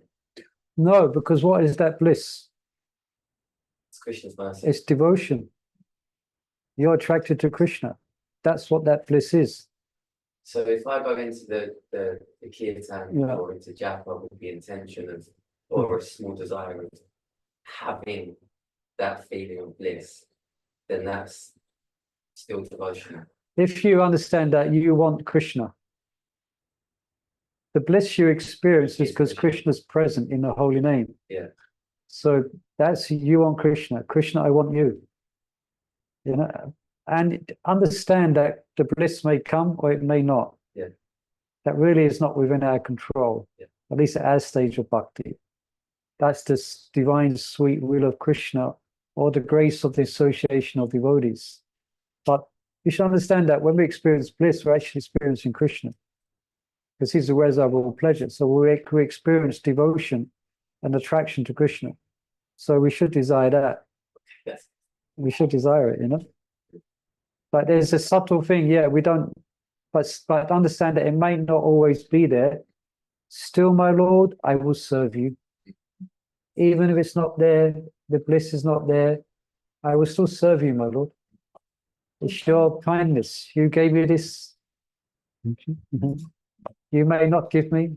I still will associate with your devotees. In a sense, because it can become that, where you're just, unless you get bliss, you're not going to serve Krishna. You know, then that means it's more materialistic. But So that's when detachment comes. That or detachment that yeah. And it will come, it's just natural in devotional service that sometimes if you're practicing nicely, there will be waves of ecstasy that will take you away. And then at some point you come back down to earth again. You know, but you'll find devotees have been serving 15, 20, 25, 30 years. It's not really a point of conversation for them. The bliss will come, but they won't tell anyone. Service is the main thing for them. Yeah, they continue their service, you know. Sometimes happiness may come, some transcendental experience, but when we say sometimes it will come, sometimes it won't be there, devotees are always situated in a joyous mood. Whether they're overwhelmed with happiness or not, that comes and goes. But the actual lifestyle of a devotee is a joyful one. So there's a basic principle of joyfulness. Of course, we have to battle with the modes of material nature, so we may go up and down. But generally, compared to gross materialists, devotees know how to live. So they experience a sense of peace and joy. Sometimes great ecstasy will come, sometimes it won't. But what we experience is we're experiencing Krishna. So you want to experience Krishna. You understand? It's quite subtle, but yeah. Yeah, sometimes in the kirtan it can be very blissful. But we still go to kirtan, even if it's. No? All right. So, and they're wonderful. That's a wonderful purport. You can read that in your own time. And 24. Let's have a look at 24. Now, text 24, 25, Krishna prescribes the methods for attaining the advanced stage. So here, one should be determined. That comes up a lot in spiritual life. One should have faith. One should be fixed on the path. Abandoning all desires, built on mental, abandoning without exception all material desires born of mental speculation. So those things which will come, which take us away from Krishna, is coming from the old enemy called the mind. So we have to control the senses, even in bhakti. Even in bhakti, we have to have control of the self in order to advance. Yeah. And I just paraphrase this here. So sometimes it may seem like Prabhupada says, one should be sure of success, not becoming discouraged if there is any delay in the attainment of success. So Prabhupada gives a beautiful example of a sparrow. It was on the edge of the ocean. It laid some eggs, and the ocean waves came and took the eggs away. So this little sparrow wanted his eggs back. So he thought he would empty the ocean. So he was digging out one bit of the ocean. So what chance does a sparrow have of emptying the ocean? But that's how determined the sparrow was. And then Garuda, the Lord's bird carrier, saw this. He became so impressed that he went down and he threatened the ocean. That unless you give the sparrow back its eggs, I'm going to empty you. So then the ocean gave the eggs back. So just think of the sparrow, the futile. So sometimes spiritual life can seem like that. If the achievements to achieve it can seem like beyond our scope. But if we continue, if we're determined, Krishna will see our efforts. Then he'll open up the doors. He will make things easy. if we're sincere. Yeah. So Prabhupada gives that example there. Nice example. Then yeah. It mentions, yeah, so gradually step by step, Shanai Shanai. It doesn't happen overnight. Anyone notice that about Krishna consciousness? Not like switching a switch. Okay, today I'm going to be Krishna conscious. Chick. No, but step by step. Step by step. One day at a time. Sweet Jesus. Step by step. Yeah, you had a question. Yeah, that's what makes spiritual life quite exciting as well. You can be practicing 10 years and then one day you feel like you've got nowhere. That's the inner dynamic. That's what makes spiritual life spiritual life. You have to really deeply contemplate, and sometimes you have these things in spiritual life where it feels like you haven't made no advancement. Yeah, but then other times you'll get overwhelmed with so much happiness that you feel you don't deserve it. It's not a mechanical process. That's why it's Krishna's a person, and he reciprocates in such a dynamic way to get us to reflect and to get us not to be apathetic. And so sometimes it will feel like that. You feel like you feel the same old attractions which were there, you're still there. Yeah? So there's a bit of this dynamic that goes on within the devotee, where we have to kind of reassert ourselves. Is that okay? So sometimes it will be like that, and that's quite natural. Sounds unnatural, but that's part of the dynamic. That's part of the dynamic of spiritual life. It's not just Hare Krishnas. Anyone who's serious about Christianity, practicing Islam, or practicing Jews, or anyone who's serious about practice spirit, they're going to go through these phases. It's called, what is it called in Christianity? The silence of God. And people write extensively about it. Jesus has been 40 days in the, where it seems like there's no. That's real spiritual life. That's part of it. It's not material. It's not like you can demand everything. It's not. It's mystical. In essence, it's mystical. Okay. I guess that's when you should apply yourself. And just Yeah, pray, keep on applying self. That's what Krishna wants, is that when all seems hopeless and you feel hopeless, you still carry on. That's when Krishna, get a big smile on Krishna. That's when you'll get mercy. This person's really sincere. Can't fake it. Yeah, sometimes you can't fake it. Sometimes you want to fake it in kirtan, you jump up and down. It's when you feel like it. But yeah. Sorry, Prabhu. Yeah, please. At the bottom of that second page, one should not think of no pleasure aside from the pleasure of the Supreme Self. Oh, that yeah, means yeah, you yeah. should only think of only Krishna's pleasure. That's what that means, right? Yeah, that's the quest that we want. Again, the mind is conditioned, so it's going to think of these things. But ideally, this is an advanced state of mind. One only thinks of pleasure of the Supreme Self, which is Krishna, or the Self as the pure servant of Krishna. But this stage is attained by practicing Krishna consciousness. Okay. So Shanai Shanai, gradually, step by step. Yeah. And then here, the mind again. Yato yato nischalati manasa chanchalam ashtiram tatastato niyam yaitat atmani eva vishamnaya. Wherever the mind wanders, due to its flipping, let me go back here a minute. Yeah. Wherever the mind wanders, due to its flickering, unsteady nature, one must certainly bring it back under control of the self. So that means it's going to wander. All right. So this means Krishna will say you'll be a bit detached from it. Be detached and bring it back, bring it back, bring it back, In a transcendental sense, happiness, the senses are engaged in the service of Rishikesh, or the supreme owner of the senses. Krishna, serving Krishna with purified senses is called Krishna consciousness.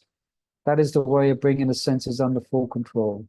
That is the highest perfection of yoga. Yes. So the mind is habituated to its usual ways, you know. So you have to bring it back under the sound of the holy name, you know, etc. Yeah. So the mind is nischalita, it wanders here and there, and it's chanchalam, flickering, and ashtiram, it's very unsteady. Yeah. Oh, I was just thinking, if you had the privilege of just being with someone, like staying with someone more advanced than you, who's doing this, solves a lot of problems, right? Because you're in an association. Yeah, that's why we associate with devotees. That's why we have temples. That's why we want to associate with those who are following this path, you know? Yeah, for sure. Sadhu Sangha, get association, yeah. That's why we should seek out the association of advanced devotees. Yeah. It becomes less of an individual battle. If you go someone there with you, they're doing it. Yeah. Sadhu Sangha. Yeah, so it's like very difficult on their own, you know? So then 27. One who fixes his mind upon me attains the highest perfection. So this is bhakti, okay? Whenever it mentions me, you're very clear it's speaking about bhakti, yeah? And that means bhakti. So you can see how bhakti is needed in Ashtanga Yoga. Fixes his mind upon me, attains the highest perfection, or transcendental happiness. He is above the modes. Qualitative identity with the Supreme. He is freed from the actions of all past misdeeds. I read this part as well. Mat bhaktim labate param. This is quoting from 18th chapter. One cannot remain in the quality of Brahman, the absolute, until one's mind is fixed on the lotus feet of the Lord. And then he quotes the verse we quoted earlier, Savaimana Krishna Pada Vindayo Mamaj Ambarish. Always engage in loving service to the Lord, or to remain in Krishna consciousness is to be fractionally liberated from the mode of passion and all material contamination. That's why if you want to really see this in action, it's good to watch videos of Prabhupada. You can really you can see it live in action and manifested fully. Someone who's completely transcendental, untouched by the modes, you know. It's wonderful to watch, you know. The way he did things was attractive to devotees because he's untouched by the modes of material nature, you know. He wasn't ruffled at all by any mode. Yeah, there's no incident where Prabhupada seemed to be acting according to ignorance or passion or even goodness. Because someone who's purified, their activities will manifest as sattva naturally. That doesn't mean they're in sattva guna, it means they're in Suddha sattva, but it will manifest as complete control of the self and sublime. Yeah. I could give examples of that, but okay. Okay, we'll give one example I'll normally give. There's one video, I'll just say quickly, where one disciple of Prabhupada, what's that disciple's name, in charge of book distribution in the early days. Yeah, Rameshwar was speaking to Prabhupada, and the conversation ended up to be about book distribution, and it was needed for Prabhupada to actually sign a check. You know, the way Prabhupada does it is like he does it like he's got this. Let me try and do. He knows exactly. He gets his case. He sips it out.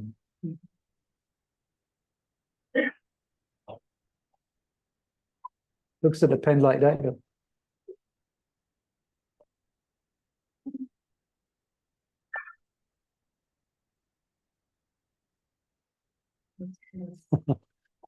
This is exaggerated, but if that was us, where's that pen? Where's the pen gone? Where'd I put my bag? There's a pen. Well, Prabhupada in complete control of the self. You can see it. Huh? Yeah, see him. And then he continues speaking. you know. Mhm. That's good to see. You can see that. Okay, so yeah, where were we? Yeah, 27. Yeah. We read that, isn't it? Yeah, read that. Let's go on to 28. Free from material contamination, achieves the highest happiness is mentioned a lot here, isn't it?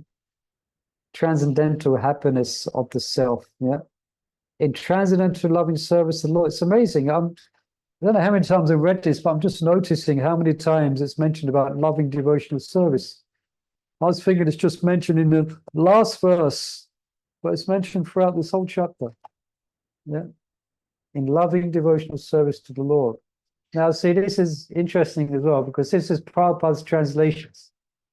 Now, if you look in the word to word, it doesn't mention transcendental loving service of the Lord. It mentions the supreme Brahma Shamspasham, which can be easily translated as Brahman. Okay?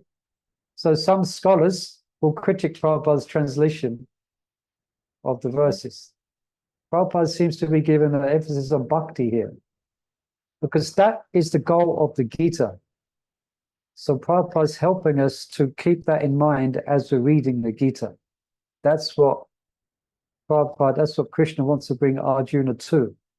So Prabhupada's devotional translations are the actual correct translation. Yeah, the supreme is Krishna. It's not Brahman. See, if you read some commentaries, if you go 628, they will not mention Krishna. They'll mention Brahman. Yeah. And then we have 29.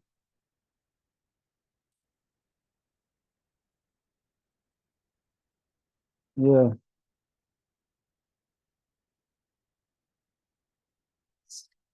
'29 is Krishna is Brahman, right? So yeah, he's a supreme Brahman.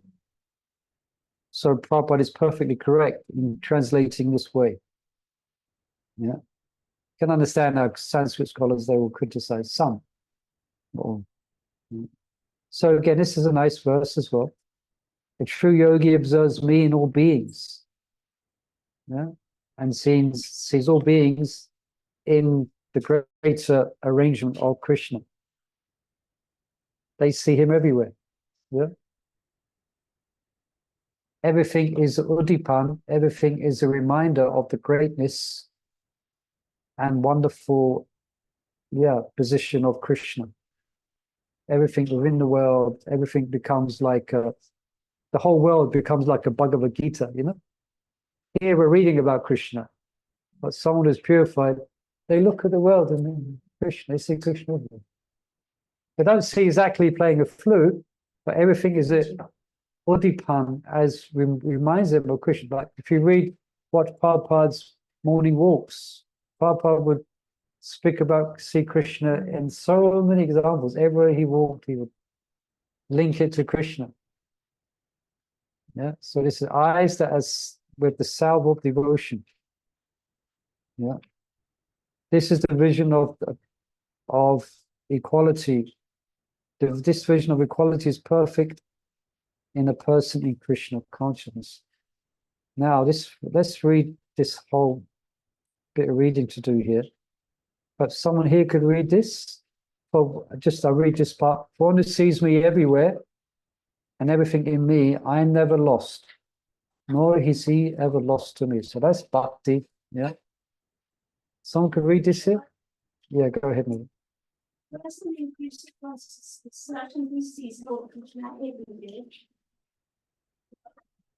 And he sees everything in Krishna. Such a person may appear to see all separate manifestations of the material nature, but in each and every instance, he is conscious of Krishna, knowing that everything is a manifestation of Krishna's energy. Nothing can exist without Krishna, and Krishna is the Lord of everything. That is the basic principle of Krishna consciousness. Krishna consciousness is a bit louder, turn up the volume. Krishna consciousness is the development of love of Krishna, a position transcendental even to material liberation. At this stage of Krishna consciousness beyond self-realization, the devotee becomes one with Krishna in the sense that Krishna becomes everything for the devotee and the devotee becomes full in loving Krishna. And an intimate relationship between the Lord and the devotee then exists. In that stage, the living entity can never be annihilated, nor is the personality of Godhead ever out of the sight of the devotee. To merge in Krishna is spiritual annihilation. A devotee takes no such risk. It is stated in the Brahma Samhita. Just read the translation. Okay. I worship the primeval Lord, Govinda, who is always seen by the devotee, whose eyes are anointed with the pulp of love. He is seen in his eternal form of Syamasundar, situated within the heart of the devotee. At this stage, Lord Krishna never disappears from the sight of the devotee, nor does the devotee ever lose sight of the Lord.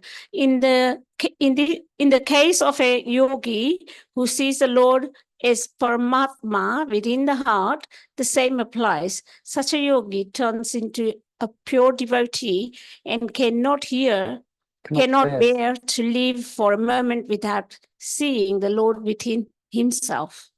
Okay. Nicer. Cannot bear it. So that means feelings of separation, which is part of spiritual life.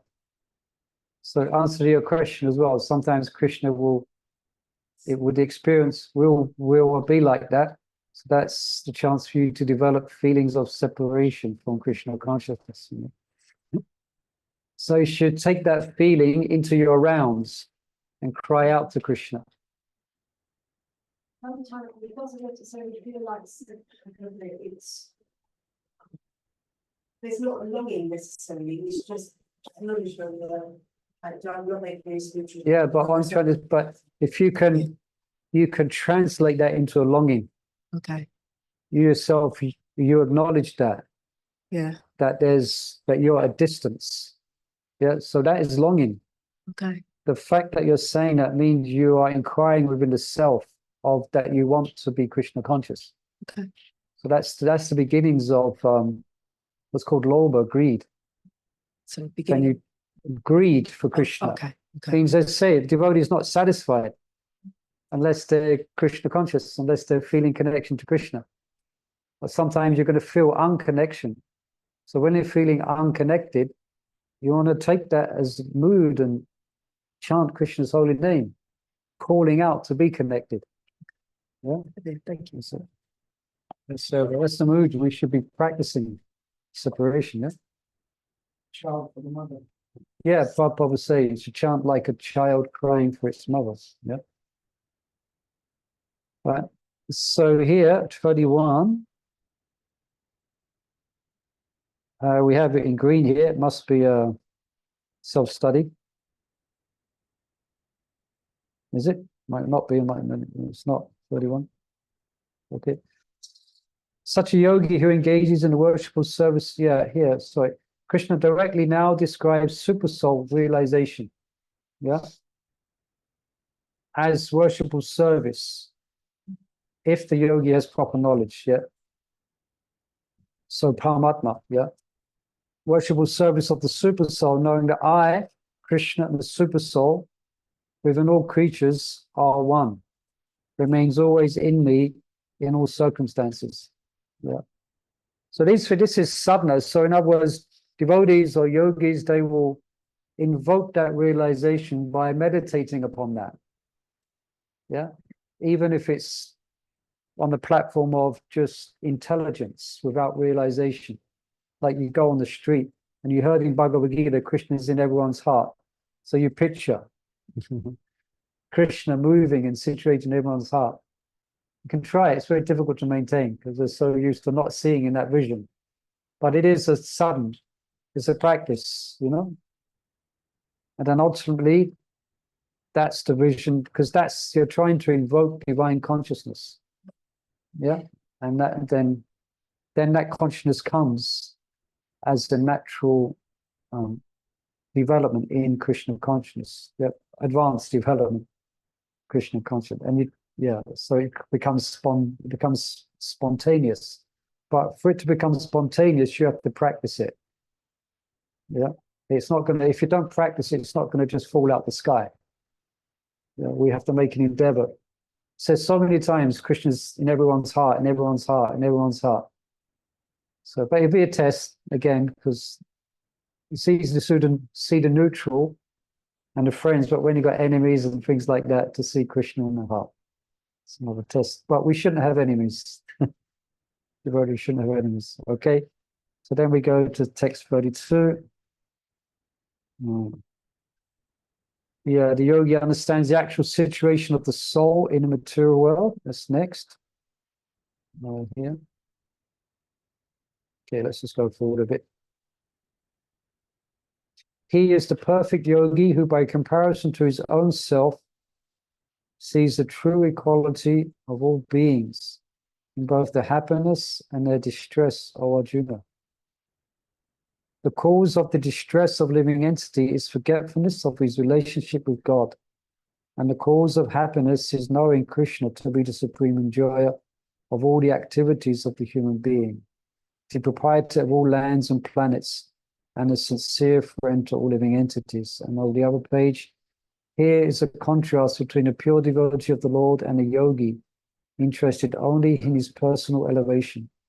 The yogi who is withdrawn to a secluded place in order to meditate perfectly may not be as perfect as a devotee who is trying his best to turn every man towards Krishna consciousness. Yeah. So from their own experience, they look out to the world and the people in the world with compassion. Because of their own factual experience, comparison to their own self, they can see the true equality of all beings. Yeah. So they can see persons who are so-called happiness, and then the dualities of distress. So it's quite deep, these verses, isn't it? You can meditate. See the truth. Yes, peacefully. Yeah. Going back to Godhead. Took up the mandate of the instructions of his spiritual master, so compassion. Yeah. Yeah, that was 32, yeah.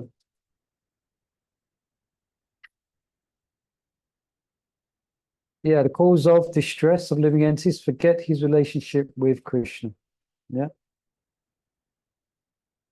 Yeah, it's not these persons, that persons, these persons, that persons. It's actually forgetting Krishna.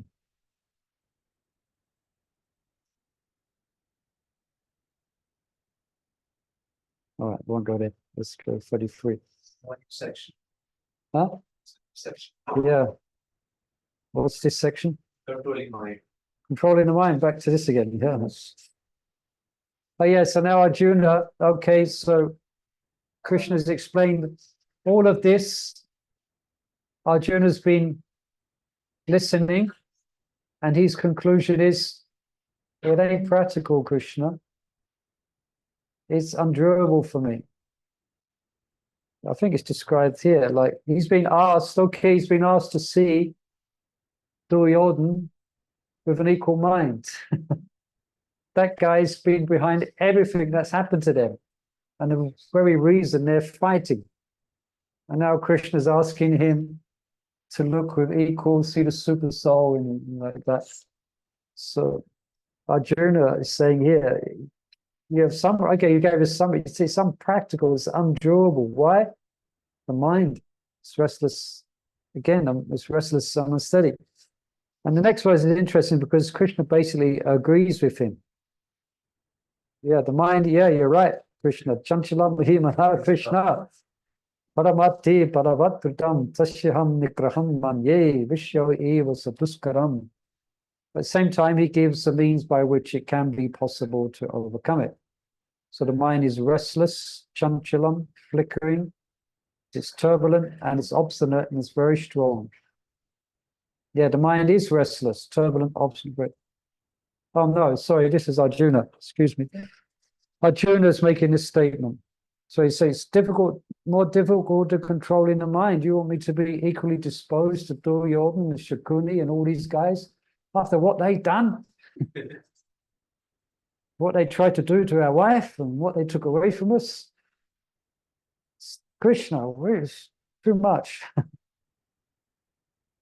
Yeah, so here.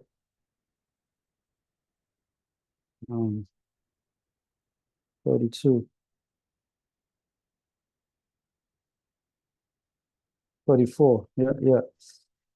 In the purple, what two activities does, in 634, Arjuna states that the control of the mind is more difficult than controlling the wind.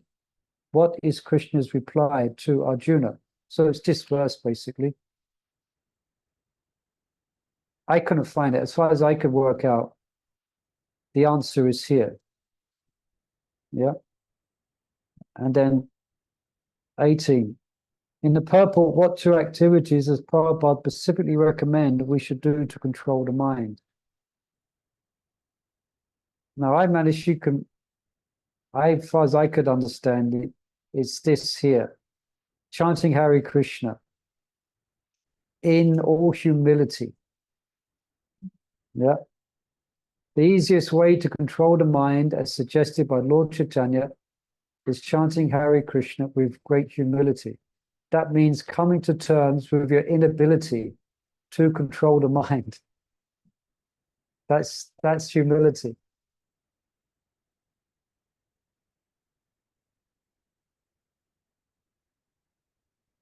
So the next verse then, Krishna gives the means and the methods. Yeah. It is very difficult to curb the restless, but it is possible by suitable practice and by detachment. Someone here could read this green section here. Cool. The difficulty of controlling the obstinate mind, as expressed by Arjuna, is accepted by the personality of God. But at the same time, he suggests that by practice and detachment, it is possible. What is that practice? In the present age, no one can observe the strict rules and regulations of placing oneself in a sacred place, focusing the mind on the supersoul, restraining the senses of mind, observing celibacy, remaining alone, etc. By the practice of Krishna consciousness, however, one engages in 9 types of devotional service to the Lord. The first and foremost of such devotional engagements is hearing about Krishna. This is a very powerful transcendental method for purging the mind of all misgivings. The more one hears about Krishna, the more one becomes enlightened and detached from everything that draws the mind away from Krishna. By detaching the mind from activities not devoted to the Lord, one can very easily learn vairagya. Vairagya means detachment from matter and engagement of the mind in spirit. Okay. Thank you. Yeah. Yeah, that word vairagya, it's got another meaning.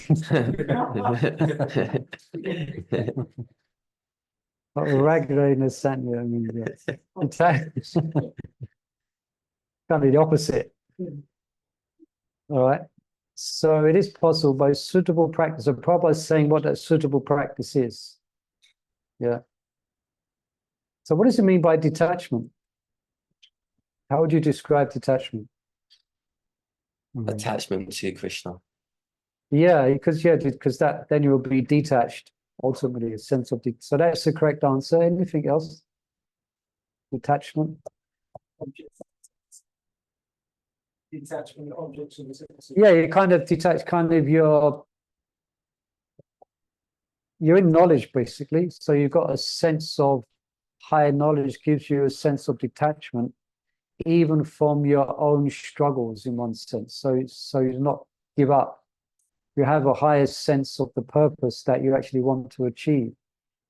So possible by suitable practice and having a suitable level of knowledge to be detached.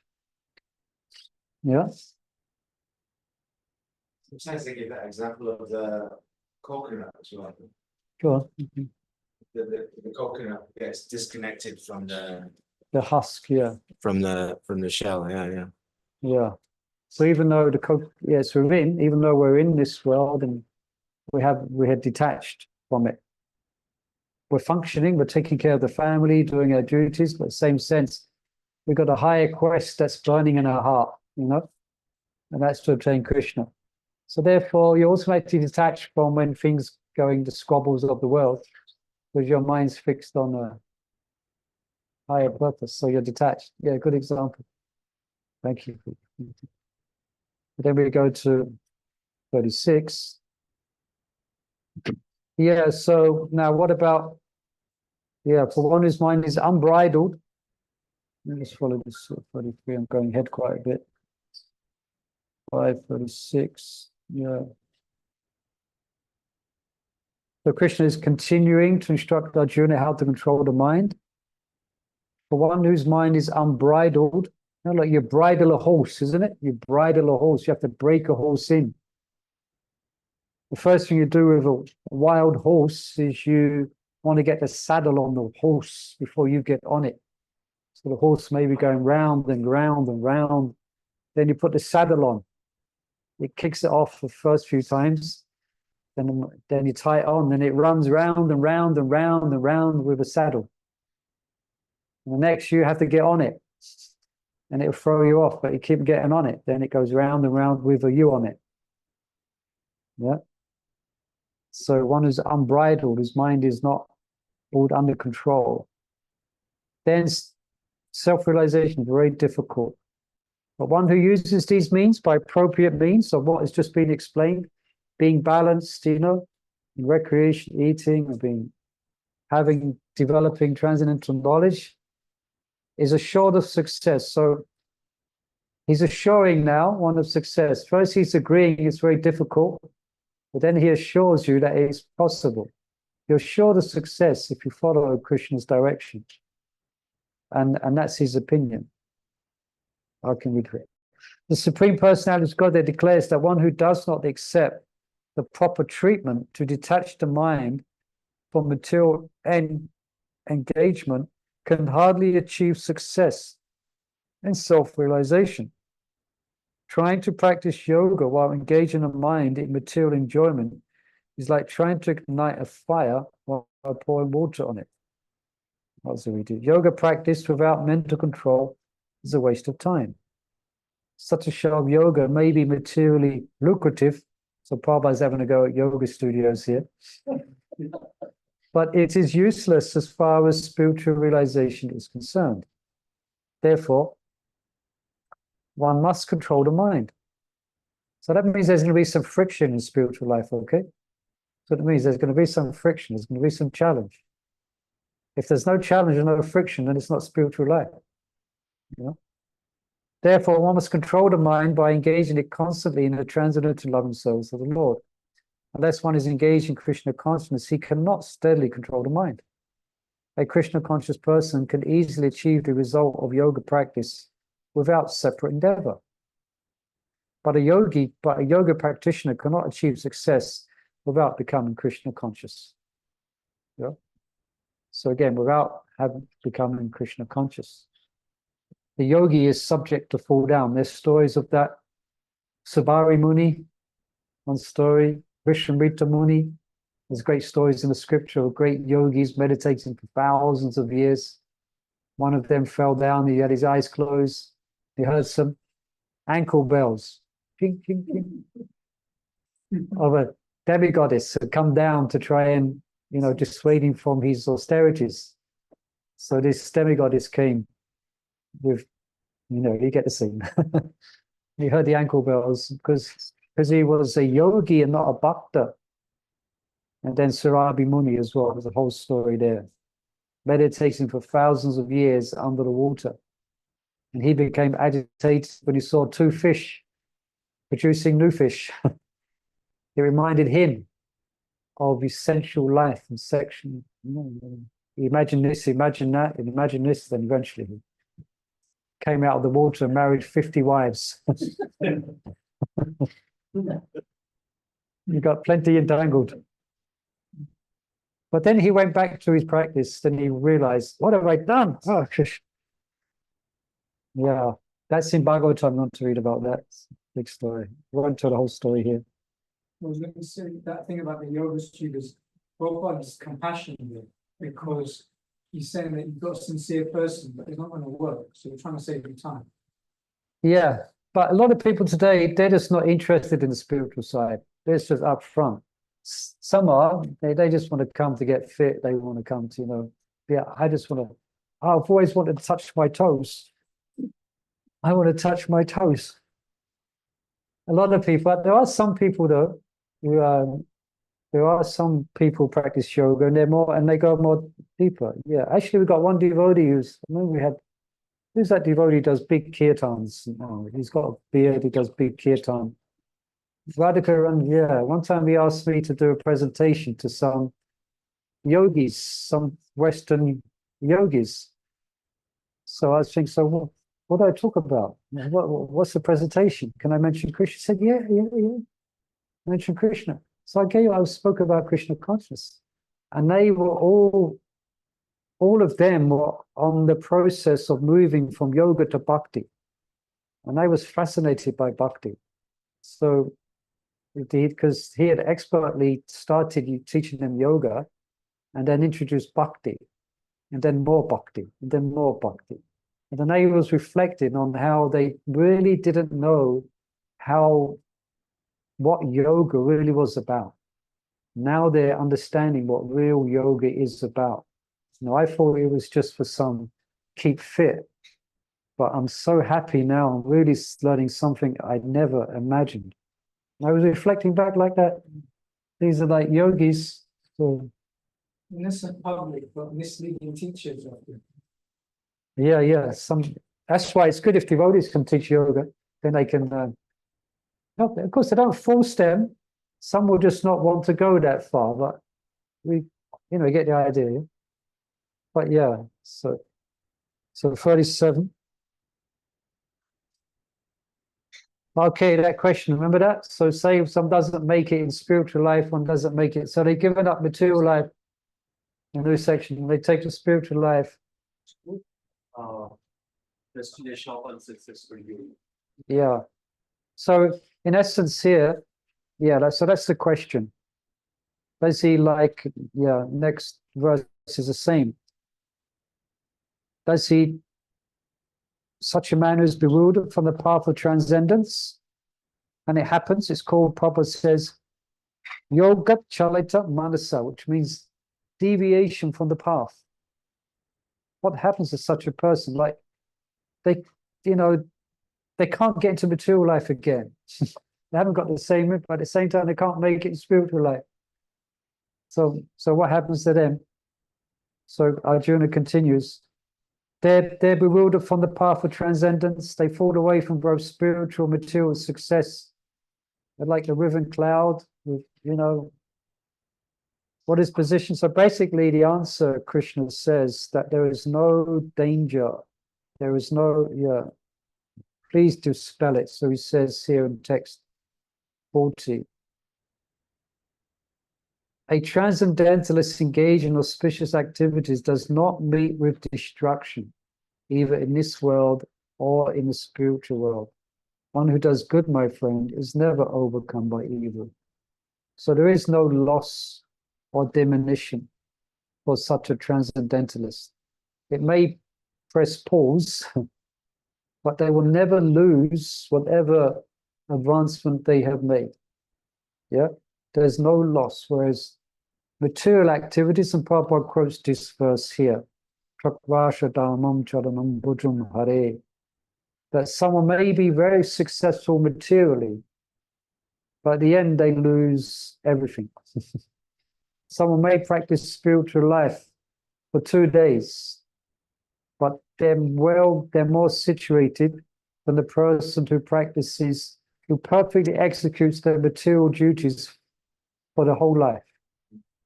Yeah, if you practice for 1 week, 2 weeks, or whatever it is, that will go into your eternal investment, so to speak. And you will never go backwards. You just build upon it, build upon it. build upon it. Doesn't get taken away. It may get paused, but it doesn't get deleted. It's there. Huh? Spiritual bank balance. Yeah, spiritual bank balance. So, and even a little practice, the Charyas really get into this. We don't have time to. We'll go back. Even a little practice, and then then it describes in the next verses. If someone falls down after many years of enjoyment on the planets of the pious living entities, so they've done good, they've engaged in some transcendental practice, they're still harboring material desires, so they may go to the higher realms. Then eventually, after some time, they come down, they're born into righteous people or rich aristocracy. So this aristocracy means the type of aristocracy where they are pious, like all feudal, aristocratic, pious landholders in India, they will all have a temple. They will all worship deities. So one is born where their material needs are met, and they get an opportunity to practice again. But if after long practice they may fall, then they take birth in a family of transcendentalists, not just rich aristocratic persons, because that could be a danger there as well. But they take birth, and Prabhupada very sweetly speaks about himself in that regard. By the grace of the Lord, there are still families that foster transcendentalists generation after generation. It is certainly very fortunate to take birth in such families. Fortunately, both our spiritual master, on Vishnupad, Sri Srimad Bhaktisiddhanta Saraswati Goswami Maharaj, and our humble self had the opportunity to take birth in such families by the grace of the Lord, and both of us were trained in the devotional service of the Lord from the very beginning of our lives. Later on, we met by the order of the transcendental system. That's very nice. Prabhupada in his sweet humility is experiencing. So we can, practically speaking, means one may take birth in a family of devotees. Those who are devoted. Just like we see here, parents bring their children, very fortunate. And their parents bow down, they tell the children, bow down, bow down. I spend a lot of time when I chant rounds, I like to be in a temple room after if I'm dressing. I like to see people come in, the children in an awkward way, they watch their parents. So sweet, it's so wonderful. They imbibe, the imbibe devotion just automatically rubs off on the children. Of course, they get a choice of where they're going to go when they get to a certain age. That's there as well. But generally, after they will generally always carry that sense of respect and devotion with them. So that's very fortunate birth. All right. So text 43. Everyone's still online? Say Hare Krishna online. Hare Hi. Haven't heard many questions online. Are you still okay? You can hear nicely? Yes. Yes, okay. Hare Yes, Krishna. Prabhu. Very good. Right, text 43. On taking such a birth, he revives his divine consciousness of his previous life. And again, he tries to make further progress in order to achieve complete success of Sambakuru. Srila Prabhupada explains. From his life, this is of Jad Bharat. Anyone knows the story of Jad Bharat? Wonderful story in Srimad Bhagavatam. Jad Bharat, he was a great king. He gave up his kingdom at a young age, took to very sincere practice of yoga, bhakti yoga, became detached, got to a high level of devotion. Then he became he saw a helpless young deer that had lost his mother. So he took it into his ashram and he started to take care of the deer. and he got distracted from his spiritual life. He became absorbed in thoughts of the deer instead of his spiritual life. The deer went missing. He went searching for the deer. At night, he fell down the crag, was laying on his body. Just as he was leaving this world, the deer came and rubbed his face in his face, you know. And guess what? He took birth as the next birth? The deer. But he could remember his past life. So in the body of a deer, he went by the hermitage of the sages and was hearing their recitals. So Prabhupada describes, from his life it is understood that transcendental endeavors or the practice of yoga never go in vain. Yeah. So although he fell down, his spiritual practice was not in vain. Because of his advancement, he had clear recall of his last life, even in the body of a deer. And then his life goes on further, isn't it? As Jad Bharat, there's another whole part. We don't have time. By the grace of the Lord, the transcendentalist gets repeated opportunities for complete perfection in Krishna consciousness. So there's no, so it's arranged. So there's a reason why we became attracted, because of practice in the previous life. Yeah, we came naturally attracted in that way. That's Krishna inspiring that attraction from a contact in a previous life. You know? Until we start again. Yeah. There's no loss of diminution. You just continue. So then, yeah, it says here, by virtue of his previous life, he automatically becomes attracted. Automatically, even without seeking it. So that means the super soul is, so that person stands above someone who's just doing a ritual, following just a ritual. So, yeah. 45, yeah. Srila Prabhupada said, take the elevator instead. Yeah. And then Prabhupada quotes here, verse in Bhagavatam. One who chants, I'll just read this here. We've got, oh my Lord, persons who chant the holy names of your Lordship are by far advanced in spiritual life. Even if born in a family of dog eaters, such chanters have undoubtedly performed all kinds of austerities and sacrifices, bathed in all sacred places, and finished all scriptural studies. Yeah. Advanced yogis are very much attracted to the rituals of scriptures. When they automatically become attracted to yogic principles which can elevate them to complete Krishna consciousness.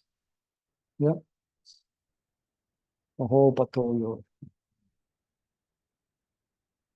And 45.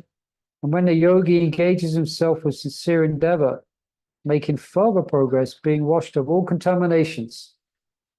So there's some way to go. Okay, so you come back again, but there's a reason you didn't make it in the last life. So there's still some purification to go through. Yeah, when engaged with your sincere, making further progress, then you become washed of all contamination. After many births of practice, one attains the supreme goal. Section. Yeah, last two verses. Okay. So now I think understand that. Now Krishna then is concluding. Let's read something. Verse 46.